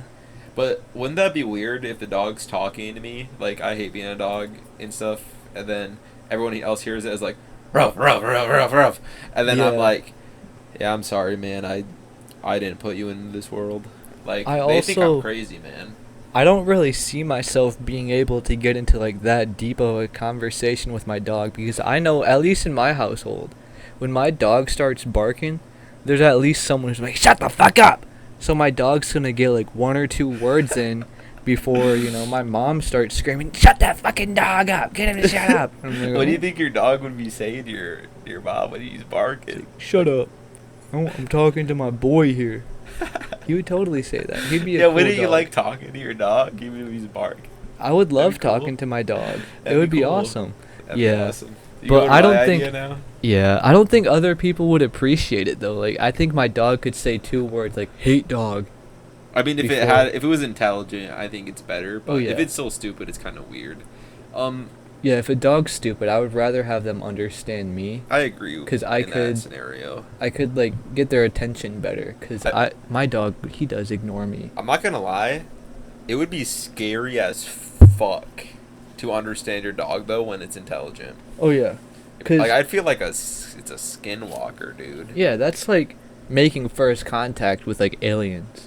That's like a dog coming down here, opening my door, and being like, nobody will believe you. And guess what? Yeah. Nobody will, because you will hear it as barking, and I would feel like I'm schizo. Yeah, and I would then be so scared. What if your dog is so smart that they enslave you, and they force you to do stuff where they're like, no one's gonna believe you that I'm talking. If you try to tell them, they're gonna Dude, that would scare the shit out of me. So, and then what if the dog's really smart, and they try to like blackmail you, and they're gonna tell people that you know how to talk to the Like, dog. have you heard the situation of you coming home, your whole family's dead, your dog's on its hind legs, and it puts the blade back and it goes back on its like normal dog stance, and it says, nobody's gonna believe you. Like, I'm just imagining that, bro. Oh. That's scary, right? Ooh, that is so freaky. It is no, so scary. No way. Yeah, what if your dog's like evil and there's like, you've been controlling my species. Getting that intelligence would be scary. You've been controlling my species for generations. Now it's my time for payback. And Yeah, then, that's terrifying, yeah. man. Oh my god. In that situation, I would rather be able to talk to it, but it'd still be dumb. Yeah. Like, hey, grab me a beer, and it'd be like, rah, rah, rah, rah, rah. Mhm. Like, I don't know. At least it knows Or what I'm yeah, saying. you could just be like, come here, buddy, and they're gonna come. You know, instead of just being a normal dog who just hears like these frequencies. Yeah. And they're like, oh, I think someone's saying something. Or over like when there. you say, stick 'em, boy, stick 'em. Yeah. It'll actually go and like attack. Or Mhm. when you say, calm down, buddy. Maybe he'll. Yeah, you could actually, like, train know. your dog really easy, and they could do cool tricks. And you can, instead of just, you know, I don't know how to train a dog how to go in circles, but I assume you probably like wiggle your finger around a bit and you say circle, circle. But now Yeah. you can just say, hey, I want you to go in a circle, and I just want you to walk around in this area in a circle, and they'll be like, okay. Dude, the people seeing you say that, they're gonna be like, your dog doesn't even know what you're saying. And then they see I'll the be dog like, do exactly what Yeah, you're he has saying. no idea what I'm saying. He's just really smart. Yeah, that's what I would say too, Yeah. probably. And then But if my dog actually had human intelligence and only I could understand it, yeah. that would be a terrifying be so situation to freaky. be in. Mm-hmm. Because, yeah, who knows if like your dog, if they were smart, if they would really be such like an obedient little. They probably You know, wouldn't. slave They'd would probably be- want to be independent. Oh yeah. Mm-hmm. They be the masters. You've and been we're the keeping me in your pets. house for years. You feed me the same food every single day. Yeah, I'm I'm tired sick. of it. I'm sick of doggy chow. I I'm- want to eat people now. I'm gonna eat your family if you don't start buying me better food, bitch. They're never gonna believe you. That would be so terrifying. Oh it my would god. be. I'm thinking about it. And getting Yeah. scared. Oh. We gotta move on. Yeah, from this it's topic. reminding me of a smile dog. That's some Smile trauma, dog. dude. Creepy dogs have to be one of my least favorite things ever. That's a good one. Would you rather meet Smile Dog or Ooh. meet a Skinwalker in the If woods, Smile or like Dog- a Slender Man? Would I rather have Smile Dog be real or have my dog be a skinwalker? Oh, that's Ooh, even worse. that would be terrified. Or Okay. your dog is Smile think- Dog. I think the skinwalker dog would be better. I think Smile Dog would be a lot better because that would be like the ring, you know? It's like it's not your dog. Okay, my situation is, your dog is Smile Dog, Mhm. or you're in the woods, and you see Slender Man. Ooh. I think Slender Man. Yes. I'm just gonna find all the notes. Man. Because if my dog was Smile Dog, that's bringing the danger to my household. you could kill it. Yeah. No, I this wouldn't whole do that time to it's my been dog. acting like your dog, so why would it suddenly lash out at you? Yeah. It's waiting for its opportunity, and if you know before it knows you know, you could stop it. Mm-hmm. Unless Smile Dog's really powerful, I don't know. Do you know? I don't know. Yeah, Smile Dog probably is some kind of like evil demigod or something. Because they, you know, you see the photo of the dog and they come and kill you. How do like a normal dog can't do that? It has to be some kind of demon. He'd probably eat you. Yeah. What would you do if you're laying in bed and your dog's under the covers? Oh, and he's no. nuzzling around, and you lift up the covers You're and see like, what what's he's going doing? on down there, buddy? It's You look down there, they're Smile Dog. smiling at you and What their would you face is all red. What would you And do? then they lunge at you. Oh my god, I What? would shit my pants. I would be so fucked up. Either No that, way. Either that or you wake up and you see Slender Man staring at you through the fucking window, dude. That'd be fucking creepy. Oh shit. Yeah, I have a window right in front of my bed too. So every single morning I wake up and it's like covered with, we have like vines growing on the side of our house. It's like a grapevine. And I could just imagine waking up seeing Slender Man and he peels back the grapevines and there's just his white face. Just nothing, and then I see static, and he teleports through the window. He's in my room. Oh, I don't know which one would be worse. I gotta say, Smile Dog would be worse. That's terrifying, 'cause that's my Poochie. That's my little doggy. You know, I've had my dog Max for like 10 years. I love that guy. He's my little ride or die. And if one day he just decided to smile at me, It's terrifying. I'm shitting my fucking pants. What if he actually is Smile Dog, though? Like, right now. Yeah, what if after recording this podcast, You go home I and go home. he's waiting for you. oh, he's waiting for me, but I But guarantee he's you, Smile Dog. I'm going to walk through the door. He's going to be so happy to see me. I can't wait to see him. He's not going to be Smile Dog. No, you walk in the door and he says, "Nobody's gonna believe you." And then I walk in, and my mom is dead. Your mom's I would dead shit and my he says, pants. "Nobody's gonna believe And you." then, no, like, I walk in and I open the door to see where my mom is. Her neck's This is blood. cut open. Then I turn around and my dog smiles at me. And he sets the knife down and says, "Nobody's ever going to believe you." I'm And gonna then he sh- starts gonna ruff, shit ruff, my ruff, pants. right afterwards. I would freak He the starts fuck acting out. like the normal Max. Yeah. What do you do after that if he runs up to you and starts like jumping on you like ruff, ruff, ruff, like normal Max? I would just stand there like completely Would you be appalled. I scared? would do like the 1,000-yard stare. I just look at nothing. Would you call the police? I don't know. With what I him would right do. there, sitting at your feet, like looking at you like Oh God.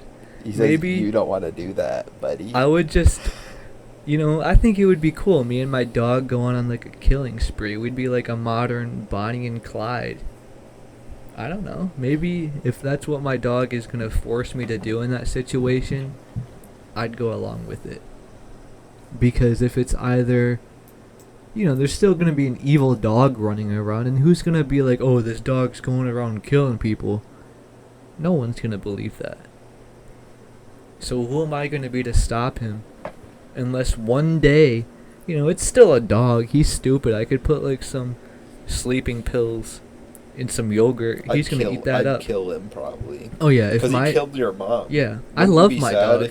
Wouldn't you be sad though if he I would killed your be mom? distraught. But if my dog, I'd have to put him down. I would have to. I would have to like drug You'd him have somehow. to trick him. You'd have to like manipulate him. Oh yeah, it would be like Death Note level mind games. We're talking about like some real brain teasers here. It'd be like like Light Mm-hmm. and L.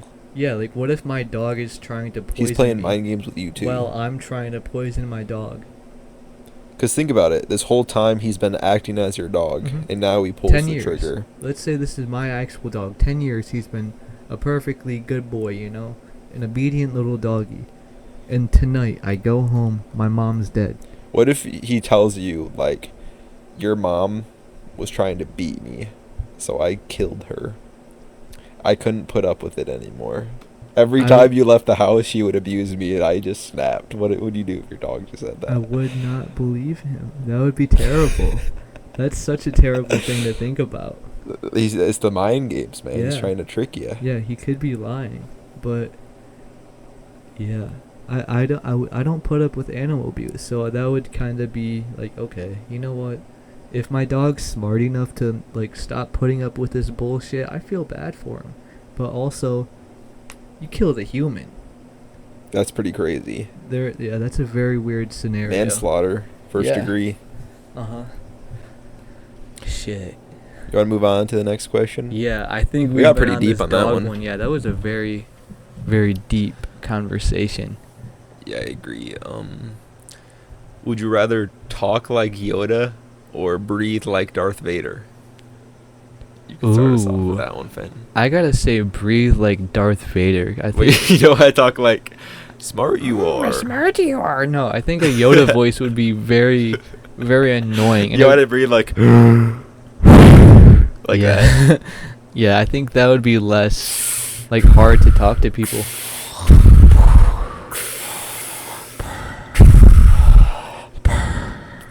I think that would be better. You'd Just- be like the Lord, bro. You'd be like Samantha. Yeah, I would be just like Samantha. Yeah, dude. No, I agree. If you speak like Yoda, no one's ever gonna take no you one's seriously. gonna take you seriously. If you but just breathe like you're just like if you fat all the breathe time, like Darth it's fine. Vader, you can be like, "Oh yeah, I have respiratory problems," and people are gonna feel bad for you, and they're gonna realize that. But if you speak like Yoda, no one's gonna take you seriously. Like, "Oh, you little cutie, you doing like a Yoda impersonation or something?" You're like, "No, I sound like this all the time." I got a good one for you. What? This one's coming right off the dome, actually. Ooh, okay, It's a hood classic. Okay. The Gooner Gang might know what I'm talking about. All right. You guys answer in the comments before I give you the answer. So, Fenton, I'm would ready. you rather the monkeys or Handburger? Really let that sink in. What I'm asking here. What? So, you want me to repeat the question? The monkeys or hamburger? Okay, you don't look like you're understanding, so let me repeat. Yeah, I'm So, totally lost. would you rather the monkeys, Mm-hmm. Yeah. or Handburger, Handburger? or Handburger? Like hand. Yes, Handburger. Which one would you rather choose? I think the Gooner Gang's bested me on this one. I have no idea what you're talking about. It sounds like you're speaking a foreign language here. What is your answer? The Handburger, I'm a big fan of a good old token stroke.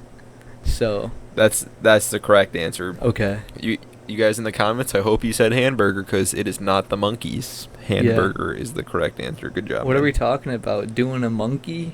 You What are we talking about? you don't know about this question? No.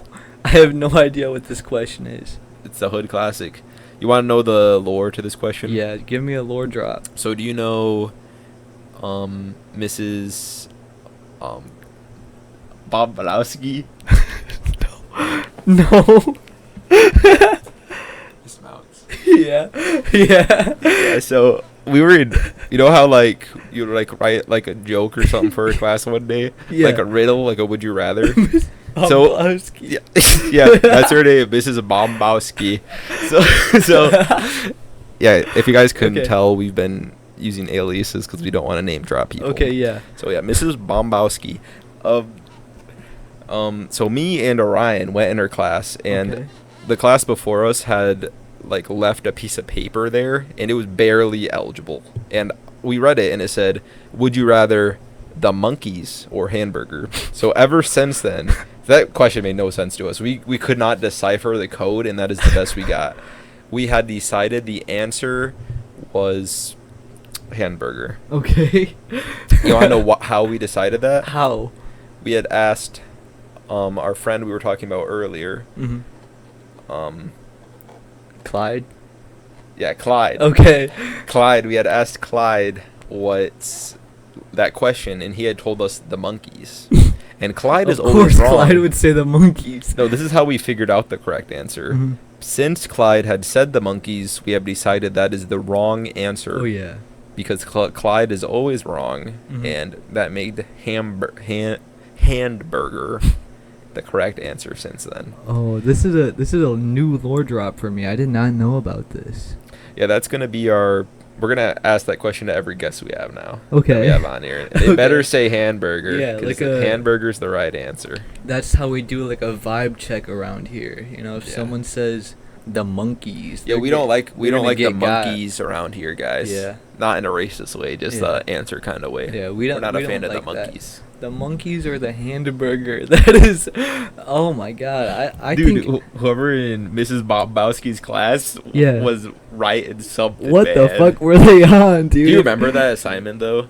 In like sophomore Oh. year, Mrs. Bombowski's when you wrote the Would You Rather? Yeah, I do remember that. Was that for when we read Animal Farm? I don't remember. I only remember this day because of that note. Yeah. That has Oh just my been a part God. of the That is Gooner culture crazy. forever. The Gooner gang. I know you guys know The hamburger Gooner was the gang. correct answer. Anyone who would pick the monkeys stand up. Those are the true gooners out there. And everyone else shame those people who had chosen the monkeys. I want you all to point and laugh at them now. That is crazy. If someone just walked up to me and asked me that, I think I would have a stroke. The It is a pretty monkeys or the confusing hamburger? It's Oh. not the hamburger, it's or handburger. Ooh, I think the hamburger. That's like, it's the official hamburger. There's no other hamburger like it. Well, I'm just reading you how it was written down, and that's how it was, man. Oh, that is so weird. I couldn't imagine getting asked that. All right, let's move on to the next question here. Oh yeah, I was All right. born ready for this. Would you rather have a third ear or a third eye? You can start us Ooh. off.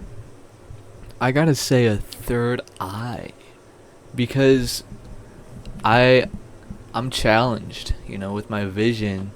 I need glasses, and I think a third eye might fix that. It would be like, if I had a third eye that had really good vision, it could kind of equal out. And I don't know where a third ear would go and look, kind of normal. You would still look like some kind of Star Trek alien if you had a third eye, but it would look a lot more weird if I just had an ear coming out of my chest, But I can see a third eye, fitting pretty well on a forehead. I think that would be a pretty cool looking spot for that. And, I need the extra vision more than I do the extra hearing. Yeah, that makes sense. Especially if your third eye has better vision. But in that sense, are we also assuming your third ear would hear better than Yeah. your other two? I think it would probably hear better. I don't know. I don't think it would make your overall hearing better, because I think if you have hearing loss in one ear, you only have hearing loss in that one ear. I get you. So my answer to this, since I struggle more in the hearing department, Okay. and you struggle more in the vision department, I would choose the third ear. Mhm. I do agree, though. I'm not sure where that would be located to be Yeah. somewhat normal. Because- I'd like to think it'd be like right here, Okay. like on the back of my hand, like right at the wrist, Mhm. because then I can just like hold my hand in a room and hear exactly what they're talking That's about. I feel cool. like that'd be pretty cool. I think, just having like, you can be able to hear from your hand would be kind of cool. Yeah, that's what I'm thinking, man. Mhm. Like, I just like set my hand, like I have something over my wrist so they Yeah. don't see it. Just set my hand over there. But you'd and have I'm to eavesdropping you'd pretty have to good. work pretty hard on like keeping your hand What safe. about like a eye on your hand? Ooh, Like that would be you pretty close weird. the eyelid and like look over there. Yeah, with you your can, like, hand. look That'd be around That'd corners. be really cool. Yeah, that would be actually. so sweet. Yeah. I'd probably go with hearing still, but that's a cool Yeah, idea, right? because there. you would really have to protect your hand if you had an eye on your hand. Just imagine like how much it sucks to get like shampoo in your eyes. Oh my god! Imagine like Imagine you're, like, you accidentally washing pour your shampoo hands. on your eye that's on your hand. That's That why would I said suck. on the back of my hand for the Yeah. ear, because it's not going to be as easy. Like, if I'm Mhm. washing my hands, I can avoid getting water in my ear that way. Mm-hmm. So, yeah, I would choose the ear just because I'm worse off at hearing, and Fenton's worse off at vision. Yeah, So I would like a third eye just right on my forehead. I think that would be pretty sweet. that would be pretty cool. It'd be like the Joe Rogan podcast. They got the Oh. third eye on that one. Yeah, I guess he does. Like, a lot of people say, like, if you meditate hard enough, you open your third eye, you would Yeah. literally have your third eye opened already. I've heard about people opening their third eye. I might give that a try. Alright. Meditation sounds pretty sweet. So the next question here is, would you rather date someone with bad breath or bad manners? Ooh. Ooh. It's a tricky one. Bad breath. I'd say bad manners. Come on, that's terrible. If you can't even have good manners, like what are they doing? Just walking around like farting and burping everywhere and like screaming? Like Well, a like baby? bad table manners, bad manners to like elders. Like they Yeah. don't hold the door open for their elders, like that type of stuff. I don't know. When I see someone and like you say they have bad manners, they're like running around, being foolish. I think there's a level to bad manners. Okay. Yeah, if we're talking like they're not like high class, where they don't like, they Like don't table put manners. their elbows on their table. They never do that, or they sit at a perfect degree angle and they put forks on the right side of the plate and spoons on the left, or whatever it is, like knives, whatever the fuck it is. I don't know. They don't have perfect table manners. Then if it's that, I would choose someone not having bad breath. But if it's like they don't have bare minimum manners, like they're not using an inside voice, they're screaming all the time, Yeah. then I would choose someone with bad breath. I don't know about you, but I cannot stand bad breath, man. Really? You can handle that? If it's Like if between if it's that- like your date, you're gonna be kissing a lot and stuff. You're gonna have to smell that the rest of your life. It's gonna suck. you can just like plug your nose or put some. I just give you him can some have gum, bro. Yeah. Like here, take a mint. Mhm. Or I'd have a mint, and give Yeah. him a good idea or something. Or like some of that like alcohol spray stuff that you can use to freshen your breath up. Yeah. One of the things I can't stand more than that is manners, because to me, manners is one of the most important things of society. Yeah. And I personally have very good manners. You got to respect your elders. You can't you shouldn't disrespect them. You shouldn't be like loud in a library. You got to be respectful to the people Always say around please you. and thank you. Yeah, all like- that stuff. People who don't are just assholes, and I wouldn't want to date an asshole. So I agree. I'd rather date someone with some stinky breath. I'll just give them a mint, I guess, Yeah. and deal with it. If Both they have are- bad manners, I wouldn't date them, because good manners is a top priority for me in a partner, Mhm. because I have good manners as well. Yeah, both are pretty bad. I'd say I've got decent manners, so yeah, please and thank you. I'd rather have someone do that than have, bad breath. That's something I could live with, but having let's just say some hooligans. If you're going to have a hooligan as a partner who's just, no manners, that's a bad thing. I'd say there's a time and a place to be a hooligan. Oh yeah, there definitely is a time and a place, as we know at the Hooligans podcast. Yeah, We're being kind of the hooligans name. right now. Yeah, we know though not to be a hooligan towards our elders, and Yeah. we respect people to a degree. We're still Yeah. hooligans sometimes. Oh yeah, but sometimes. we have manners and we respect manners. So, would you rather eat chocolate on pizza or never eat chocolate ever again? So I'll start off with this one. So every time I eat pizza, chocolate has to be on it, Yeah. or I just never can have chocolate again?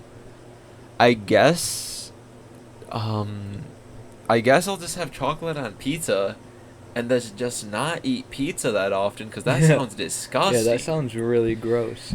And then I can still eat chocolate. I guess I'll just never enjoy pizza again unless I have like a dessert pizza, because I know those exist. But man, that Yeah. sucks. Because I would- pizza's like one of the best foods out Mhm. there. Now Yeah. you're ruining it with some chocolate, man. Mhm. What? Ew. Yeah, I gotta say not have chocolate. Pizza, I gotta say pizza's probably one of my top 3 favorite foods. No matter what, pizza's always there. It's you really want nice. to cut chocolate out? All yeah. chocolate? I would easily cut out chocolate. There's so many better like things you could do out there. You can still have ice cream without chocolate. Yeah, but pizza. Yeah. I would rather Pizza is one food. Chocolate is like a whole genre.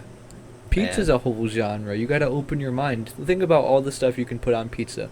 You can have like a Chocolate. chicken ranch Chocolate pizza. on pizza? Yeah. If you can still eat pizza, you can still Just eat something besides pizza, man. Like, it's not that big of a deal. pizza. I mean, who knows? Maybe we should try it. Maybe we should try chocolate on pizza and see if it's that we bad. could try chocolate pizza. Let's do that. On an upcoming episode, We'll we're put gonna that in the try books. chocolate on pizza. Let's make our own pizza. I know how to cook. We can bake a pizza and make it a chocolate pizza. We'll let you guys know if chocolate on pizza is even that bad. Yeah, I've never heard of that combo before. We can record it and use that to entertain the great fans of the Hooligans podcast. The Gooner gang will be informed, because I know some of you Gooners probably have gotten curious and got a little sweet tooth while eating pizza and probably threw some like dark chocolate or milk chocolate on that. That's got to be a good Gooner combo, you know. Do a toke and stroke, and then have, you know, you get the munchies afterwards, and you make some chocolate pizza. That is true. When you do the hokey pokey, and you take yourself around, you do get the munchies. I'm not a big hokey pokey and, you know, turning myself around fan, but every time I have done the hokey pokey, I had a little snack afterwards, you know. Me as well. Every time after the hokey pokey, you got to get a little snack in. You got to recuperate. You know, you got to build up those electrolytes. You got to bounce back. All that energy. Mm-hmm. You know. So get some carbs. Make some more sugar. Yeah, you guys let us know though if you ever tried chocolate on pizza, and let us know what you think about it. We'll inform you. We'll try it before the next episode and update you guys on that one in our small talk section next time. All right, this one is: would you rather have X-ray vision of only people you find unattractive, or everyone has X-ray vision of you, so everyone sees you naked? What? So, would you rather see people naked, but only people you find attractive, like old ladies? You know, that'd be kind of gross, seeing old ladies naked all the time. Oh shit. You find kids unattractive, right? Oh fuck. So you'd see kids naked all the time. Don't. Oh god. It's either that though, or kids see you naked all the time. Think about it. Fuck, that's terrible. It's a double whammy. That is fucking terrible. This is a double Jeopardy question, and whoever wrote this is sick in the mind. Holy it was probably shit. the Gooner gang who wrote this question. Top tier Gooner who thought about that one. Oh my god, this is like. Yeah, good luck. I still don't know. Really big bad. I gotta say. Either you see kids naked or kids see you naked. Oh shit. I gotta say have X-ray vision of people I find unattractive. You just have to try to ignore it and look away. Yeah, I think if I was a kid and I just saw someone walking around naked, I would be pretty traumatized. Yeah, but you're wearing clothes. But they just have X-ray vision of you. Yeah, but if everyone sees me as naked, it doesn't matter if I'm wearing clothes. Isn't there like a way to counter X-ray vision, like with a mirror or something? Because then if they see themselves, they don't see you. Yeah, but I don't think it works through mirrors, right? Do they see the mirror? I don't know. That's like we'd have to call our X-ray vision expert in here, like Pawn Stars, to figure that one out. Yeah, we might have to phone maybe a we friend. need to get Neil deGrasse back in here for the next episode, and he can collab with us. We really need him on this podcast so we can talk about, you know, how realistic it is to reverse entropy, and also if mirrors can stop X-ray vision. I'm sure he would know that question. Because if mirrors can stop X-ray vision, I would rather have everyone see me naked, because there's no downside to that if I can just. Wouldn't you be grossed out? Like seeing everyone's weenie and like titties and like. Yeah, but I think it would be a lot worse, you know. Imagine if everyone sees you naked. How are you going to be in like a social setting? How are you going to have a job? Go to a nudist beach. Yeah, but you're not going to have a job. Imagine you go up to work and your boss is like, "Oh, why are you here porn naked?" Star. It's like, "Oh, no, I have clothes on." Okay. OnlyFans porn star. Okay. Yeah, I see the vision now. If I was like really sexy and jacked. You're a sex figure. Okay. Yeah, that's. Yeah, I see it. I see the upside to that. Maybe. Like live somewhere where it's okay to be naked. Is what I'm thinking. Okay. Like America, you're probably gonna get arrested. Like if a kid sees you naked, and no one's gonna believe you that you're wearing clothes because everyone sees you're naked. Can they feel the clothes? Yes. Okay. But they'd probably be confused. They think everyone it's like would a be force confused. field. Yeah, that would be weird. They'd probably put you in the experiment on you. Yeah. If they felt invisible clothes on you. Yeah, and then there you are in like some government facility, and they're gonna do like MK Ultra stuff on you. So my answer for this one, I'd rather see people unattractive to me with X-ray vision than have everyone see me naked, because it's the same thing as Fenton. I work at Walmart, there's kids there all the time. Oh, I don't yeah. want these kids to see me naked. You know, it'd probably traumatize them. Mhm. The police would get called. I'd go to jail. If I see everyone else naked, no one's gonna know besides me. So it's Yeah. And then you can it's a one versus the masses kind of situation. And you can keep it in. It's like, it's people that you find unattractive, so it's like, It's kind of gross. yeah, it's kinda. gonna be gross, but it's still like, there's not that many people that I see and I'm like, yeah, that's an ugly motherfucker. Well, there's probably not many people you see and you think they're like super attractive either. you Yeah, know? but still, I'm saying like Like people that I old find ladies. extremely unattractive is like a minority.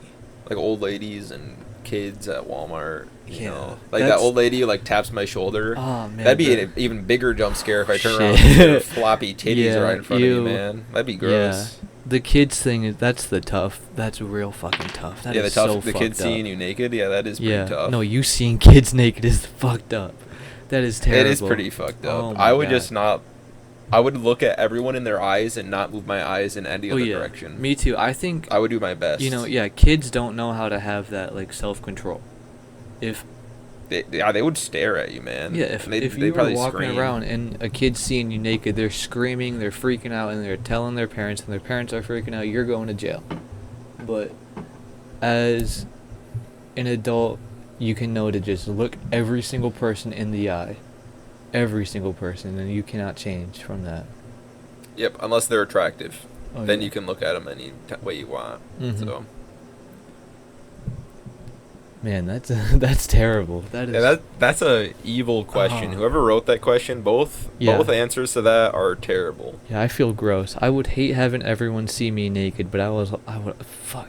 Dude, You don't want to every see everyone. single You don't want to kid see fucking anyone naked. unattractive naked either. Yeah, Oh my god, that is so fucked up. it's the lesser of two Holy evils. shit, yeah. You know. Mhm. So Because you can be selfless with that, and you can be, just, oh, I see everyone naked, cool. But then everyone. no one's gonna believe you either, even Yeah. if you say that. So Uh-huh. But as if long as everyone can you see can play you it off naked. normal, you should be fine. It's Yeah. gonna be hard though. Like seeing, like imagine when my little cousin Frederick was Ooh, crawling oh, out. And you oh, see his- holy his shit. little weedy Oh my flop. god, not Frederick. Dude, okay, And yeah. you were like doing yoga with Frederick, so his crotch was like right above your head. Yeah, that You were Superman just thing he seeing was that? doing. Yeah, Oh the my god, no, Superman. I wouldn't get in that situation. If I woke up in your room and I saw a Frederick with his frickin' ding-a-ling out, I'm like, okay, buddy, I gotta know when to leave. Okay, Yeah, I I am remember- getting out of this place. I remember when Frederick was trying to kiss you. That Yeah, make it even Frederick- weirder Frederick if he was is- trying to kiss you. That's I a mean, if weird he's little naked. guy, dude. That's Yeah, a dude, he weird was little crawling guy. all over you. Now, like if that'd be even weirder if he's crawling yeah. all over you and you see him naked. Yeah, I you would know? freak the fuck out. That's Yeah. holy shit. You probably just close your eyes, right? No. You wouldn't 'Cause- close your eyes? No, I You'd I keep would looking? fucking throw. No, I would fucking throw the kid. I don't know what I would do because there's like Why wouldn't you close Wait, your eyes? okay. If you close your eyes, you no. can't see him. Yeah, you can't feel it. I thought you could feel it. I thought if I closed my eyes, I could still feel the. Oh my fucking god. Oh no, you still feel it's closed. You just see Okay. it was closed. Yeah. Then yeah, I would close my eyes. Did I you- thought I would feel Did you think it. you'd feel it? Yeah, I thought I would feel it. No, it's see Oh, through. God. It's not. It's still physically there. Yeah. Okay. That's why I was saying like if everyone saw you naked, they'd still feel your clothes on Mhm. you. But still, if I was walking around naked, there's nothing I can do about that. Everyone sees me naked, and you have to live like a life of isolation. At that point, would you just be naked anyway, or would you still put on clothes? I would be naked anyway, honestly, yeah. I would just give up, everyone sees me naked, there's no point. I would be a porn star. I would just live on a nudist beach. I would build a house on a nudist beach and live there. You got. I probably would never leave the house. Really? I wouldn't. Would you want to go in public if everyone saw you naked? Everyone would be staring at you. Yeah. It would be so humiliating. Mhm. But yeah, just become a porn star, live on a nudist beach. Even if you, I guess live on a nudist beach, but you can't go anywhere public really unless it's like a nudist kind of ordeal. Mhm. And there's got to be like different countries out there where that's kind of normalized, Yeah, there's got to be, man. Or there's got to be communities. like in Africa, they're almost nude anyway. Like some Mhm. of the tribes there, like they just Yeah. have like a leaf over their dongalong, so you could probably get away with it there.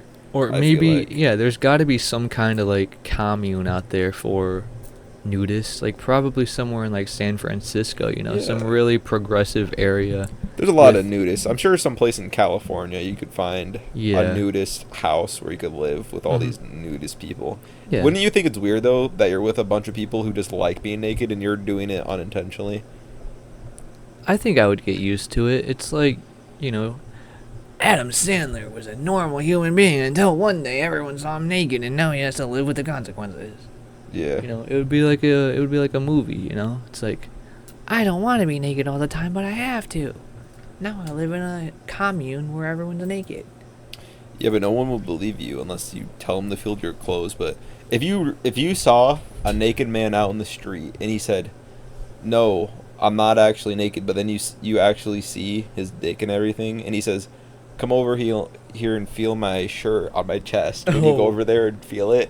No, Like but I think this guy's fucking creepy, and I'd Yeah, be like, I'd "No, be get like, this away guy's from me! fucking I'm calling crazy." the cops. This is public exposure." yeah, but then the cops are gonna come. Unless and you know them. Like if it was you and I saw you were naked and you told me you were wearing clothes, Yeah, I'd be you'd, like, feel for the shirt. "Motherfucker, I see you're naked. What are you talking Like, about?" no, dude. And then I touch your shoulder and I feel this fabric and I'm like, "Yeah, maybe."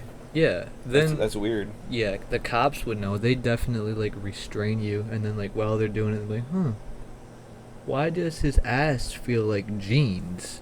Yeah, and also your underwear would still like pack your dick up. Yeah. So how would that even look? It's not like it's hanging down and like sagging. It's still like packed up. Yeah, and So like, it'd still look like it's secured, but it's like different. Mhm. You know? Yeah, unless you're wearing like some like buck naked, like some kind of free ball, Yeah, like real free ball loose kind of dressing. underwear. No underwear at all. Yeah. I don't know why anyone does that, man. It's so uncomfortable whenever Yeah, you don't dude, wear I can't underwear. even wear like loose underwear. I can't wear I can't wear anything besides boxers. You gotta keep it secure down Yeah. there. You I keep hate the way that package it feels. secure.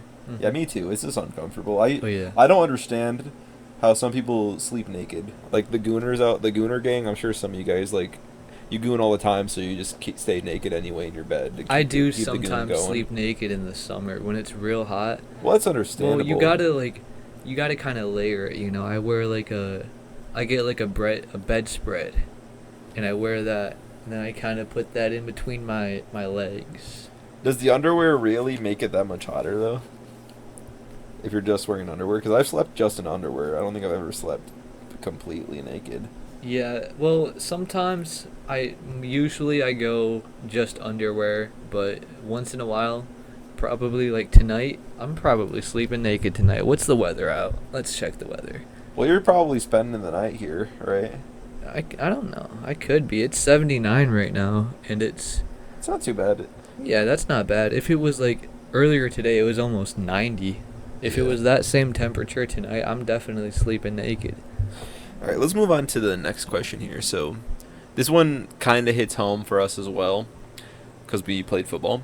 Would you rather be the star player on a losing team, or warm the bench on a championship roster? Ooh. You can go on this one first. Yeah, as someone who has played on a losing team, Were you the star?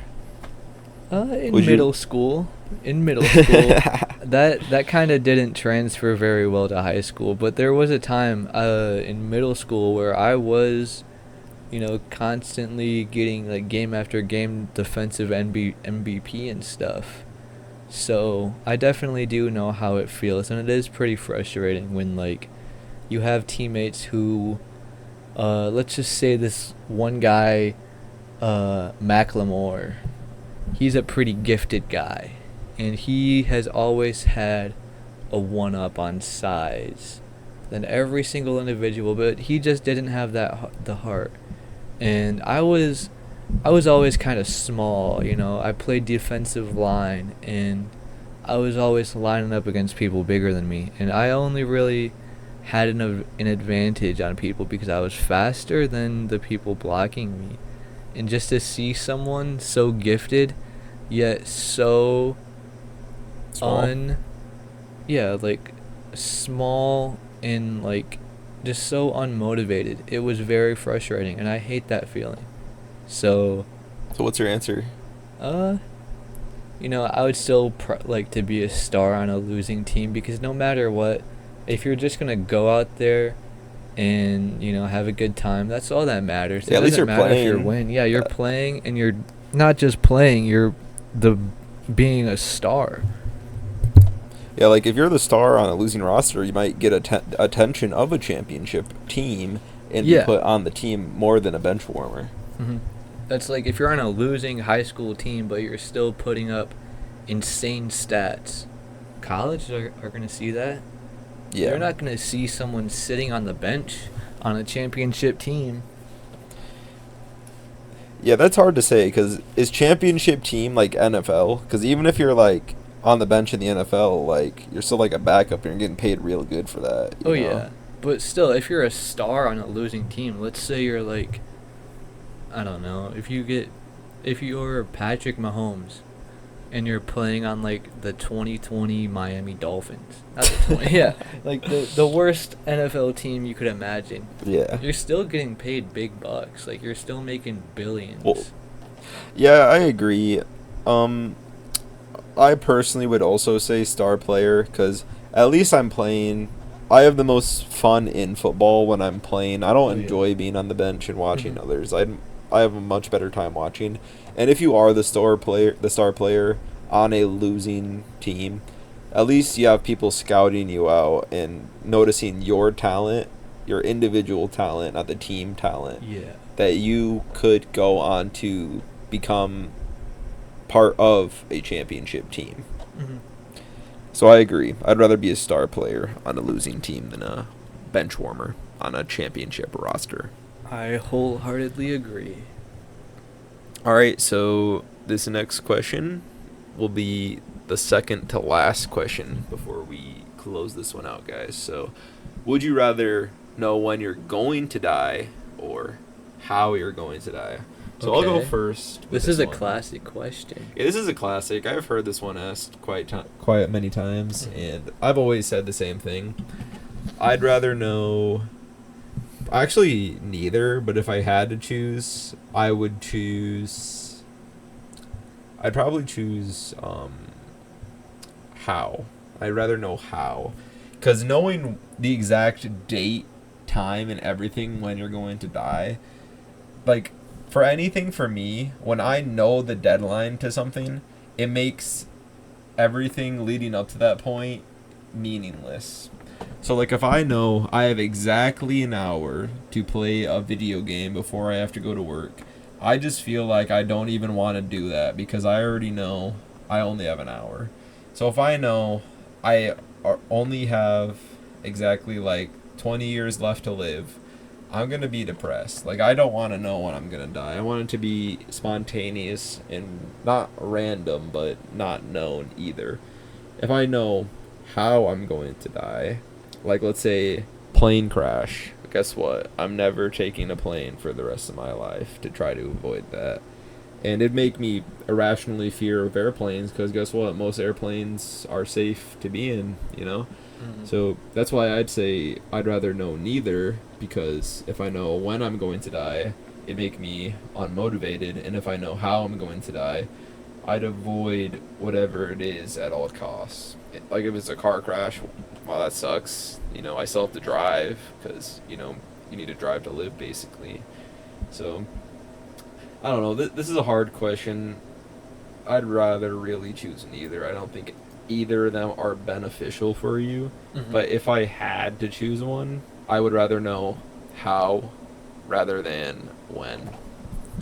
Yeah, I think this is such a classic question because it's a very tough one to answer, and I think most people's answer does kind of end up in a gray area like that, but it's a would you rather. You have two answers. I would pick to choose knowing when I am going to die because I think, it would motivate me to try to make the most of my life up until like my last couple moments. Then I'd get really depressed and I could at least get like a final goodbye from everyone before I die so I could get some kind of resolution. And I think that's the one upside to knowing when I'm gonna die instead of knowing how I'm gonna die. So I would go with that one.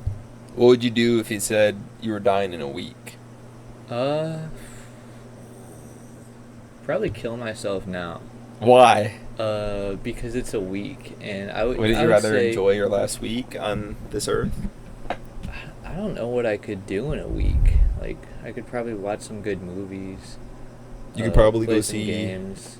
your girlfriend out in France. Probably. Yeah. Spend all your money to go see her before you go die. Yeah, I'd buy. Yeah. You'd probably end up dying in France too. Actually, that'd probably be how you died. How would I get buried if I'm not like a civilian? I don't know how that works. You'd be dead, so it wouldn't even matter. You wouldn't even need to worry about it. Yeah, I don't care. Yeah, I would try to make the most out of my life. Shit, that's a tough question. If I died a week from now, I would. Yeah, what would you do in that time? I would spend all the time, as much time as I can with my loved ones, and I would make my second best friend, don't remember the alias I gave him, but I'll just call him Fred now. Yeah. I would make him hang out with us tomorrow Mhm. to do the Magic the Gathering draft we have planned for tomorrow, Okay. even though he doesn't want to do it. Because if Yeah. I know I only have a week left, I want to spend as much time as I can. I would not go to work for that week, by the way. I think it's pretty obvious. If I know Oh, I have a yeah. week left, I'm not going to waste it going to work. Yeah, I'm ducking my job. Sadly, I probably wouldn't take the trip all the way to France because I have so much family here, and these people are truly the most important people I've had in my life. Would you want to And- go on a vacation? We could still go to the fair. We're going to the fair this Yeah. Friday. That's less than a week, isn't it? Yeah, it's 4 days away from We could now. go to the fair, and then there's all my family and stuff I have to say goodbye to, and it would be a lot. Would to you be do. sad to know you're going to die in a week? Or would you No. rather not know? No, I wouldn't be sad. I don't think death is something to be feared, but it's something that You would fear it, though, wouldn't you? should be respected. No. You were telling me if you No. knew you were going to die I would be depressed. August 18th, 2025, you would not Uh-huh. be sad if you knew that. I would. A little Exactly. bit for other You'd probably be people. afraid, too. Everyone's afraid of death. Yeah. There's those who accept... No, I think this is what you were trying to say, but this is what I think. There's those who accept they don't know what happens after death, and then there's those who believe they know what happens after death. Mm-hmm. I accept that I don't know what's going to happen after death, but I'm still afraid of death. Everyone's afraid of death. No one knows definitively what is going to happen when we die, and that is scary. The Well- unknown is scary to us humans because we strive for knowledge. All I know, it's something everyone has to go through. So it's something that I don't really fear. It's something everyone does. It's like wiping your ass. What's so scary about wiping your ass? Yeah, Everyone does it. But you wipe your ass every day, and you only die once. There's no do-overs. Mm-hmm. I think But, we should yeah. get Neil deGrasse on the podcast and ask his opinion on Yeah. this question. We really need to know Neil deGrasse Tyson's opinion on death. I Does think he might know the answer to what happens after death. He's a really smart guy. Is he religious? I'm not sure. I don't think religion and science meld well together. So I'd imagine if he is religious, he wouldn't let it interfere with his scientific analysis of the Mhm. question. Yeah. Well, there are ways that you could manipulate science to make it seem religious. So, if he was religious, he could go that direction. I don't think he's like super religious. Yeah. I if don't he know if he was, even is at all. Yeah, But I doubt that he is, but he could be. And I'm all for that. yeah. So for the last question, Okay. I'm gonna ask you a question I've heard from a different podcast. All right. Are you ready? Mm-hmm. So would you rather have unlimited games, all the games in the whole world, Mm-hmm. any game you can think of, Oh, yeah. Elden Ring, Skyrim, Yeah. all the games you love, Morrowind. unlimited games, Yeah. but no games, or What? we'll be finished now, unlimited bacon, but no games. So all the games, but no games. You sound confused. Do you want me to repeat myself? Yeah. I might have misspoke here. Let me retell you. So, would you rather have unlimited games. Yeah. Every game in the whole world. You never run out of games. An infinite amount of games. Mhm. But no games. Or unlimited bacon. But you also have no games. Man, unlimited bacon but no games, because I have no games no matter what, but I have unlimited bacon out of this one at least. Is that your final answer? Yeah.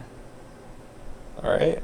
I agree. I would also choose unlimited bacon, but Mhm. no games. But wouldn't that suck though, if there's no games? Yeah, but it would be Wouldn't it be pretty suck, sad? It would suck less if you had unlimited bacon, cuz like, You don't want unlimited games? but you have no games. Still limited. Yeah, but you have no games. You have unlimited, but you don't have them. That would be worse. That's like you're getting cucked. You know? have unlimited, but you have none. Yeah. Yeah. You're getting cucked. You have the idea. Do you even like bacon? Not really. So why would you want the bacon? What Because do you I do with have that- all I have that bacon? something out of it. You know, if I have unlimited games but no games, You just don't want games then? I want games. So why didn't you want unlimited? Because I have no games at the end of the day. That's true. Yeah. It's like, what does it mean have unlimited games but no games? Is there like a screen that's like accessing? Is it like every time I turn on my PlayStation, there's an unlimited up for catalog of interpretation. games? It's up for interpretation. Well, how I It's imagine it, open-ended. I go on my PlayStation, there's an unlimited catalog of games. Every time I try to open one, it says error. And that's frustrating. So I would much rather not have to put up with that. And have unlimited bacon. Yeah. Would you eat bacon every morning? Yeah, I would start to love bacon probably. I feel like if you eat something too often, you get sick of it though. Then I'd solve world hunger with that. Alright, and just to wrap it up, this is something I thought of. So, Okay. you Another and I- Domer? What? Another Domer? What? Jeffrey Domer? No, I don't know. what Coming you're up talking with something about. off the dome? Oh, yeah, off the dome. Yeah. So, like Chuckle Sandwich, which is the podcast I stole that question from. Yeah. They did like a Chuckle Sandwich. Instead of that, we are going to be building the Hooligan. So Okay. it's going to be something we have every guest on add a part to the Hooligan, and you and I, the hosts, we're going to be a part. So what part of the Hooligan do you want to be, and what do you want it to be? The penis? You want to be the Hooligan's penis. Yeah. And what is it going to look like? You're the goon. You got the gooner answer. So You know, I want the tip to look like Freddy Krueger, all like burnt up and stuff. So, tip burnt Mhm. for the Hooligan. I want there to be a bite out of it too. Yeah. But he's gonna be wearing clothes, you know. Okay. Someone's gonna well- like say pants or something, so you're not gonna even see Well, the genitals. I bet whoever says pants, they're gonna say that there's a hole with a penis sticking out. So. Maybe. Yeah. I guess whatever guess we have, we could see what they say. Mhm. All right, I'm gonna say the hair. I'm not gonna say color. I'm just gonna say style. Okay. I want it to be. I think a classic hooligan look is like a biker gang member, and I think Josuke's hair is Uh-huh. good. The pompadour, I like that. Yeah, So why we're gonna not, have like, the some- pompadour on the hooligan for my Some request. Super Saiyan 3 hair. No, that'd be pretty cool. crazy, bro. That long. That'd be hair. really fucking crazy. So yeah, we got the burnt tip for hooligan with a bite out of it, and then the pompadour like Josuke for our hooligan Yeah. we're gonna be building. And eventually we'll commission some artists to make this and make it a merch. But if we make it a merch, we probably can't have a dick on it. We though. can have a sensor bar. a sensor. Yeah. Sure. You're not gonna be able to tell if it's burnt then, really, and maybe some like char around the sensor. Yeah, I think a sensor bar with like it's Flames like on half it? on fire. That would Yeah. be kind of cool. Okay. That's a good idea. All right. Well, thanks for listening, guys. Thank you guys so much for listening to the Hooligans podcast. That Yeah. was Ben and Fenton presenting to you the Hooligans podcast. Yep, that was our Would You Rather episode. You guys have a good day. Yeah. Peace out, everybody. All right. Goodbye. See you guys. Thank you for listening to the Hooligans podcast. If you enjoyed the podcast, please consider giving us a 5-star rating. Leave a comment so we can hear your thoughts. If you'd like to help the podcast, spread the word, recommend us to your friends. Gooner Gang. Stand up.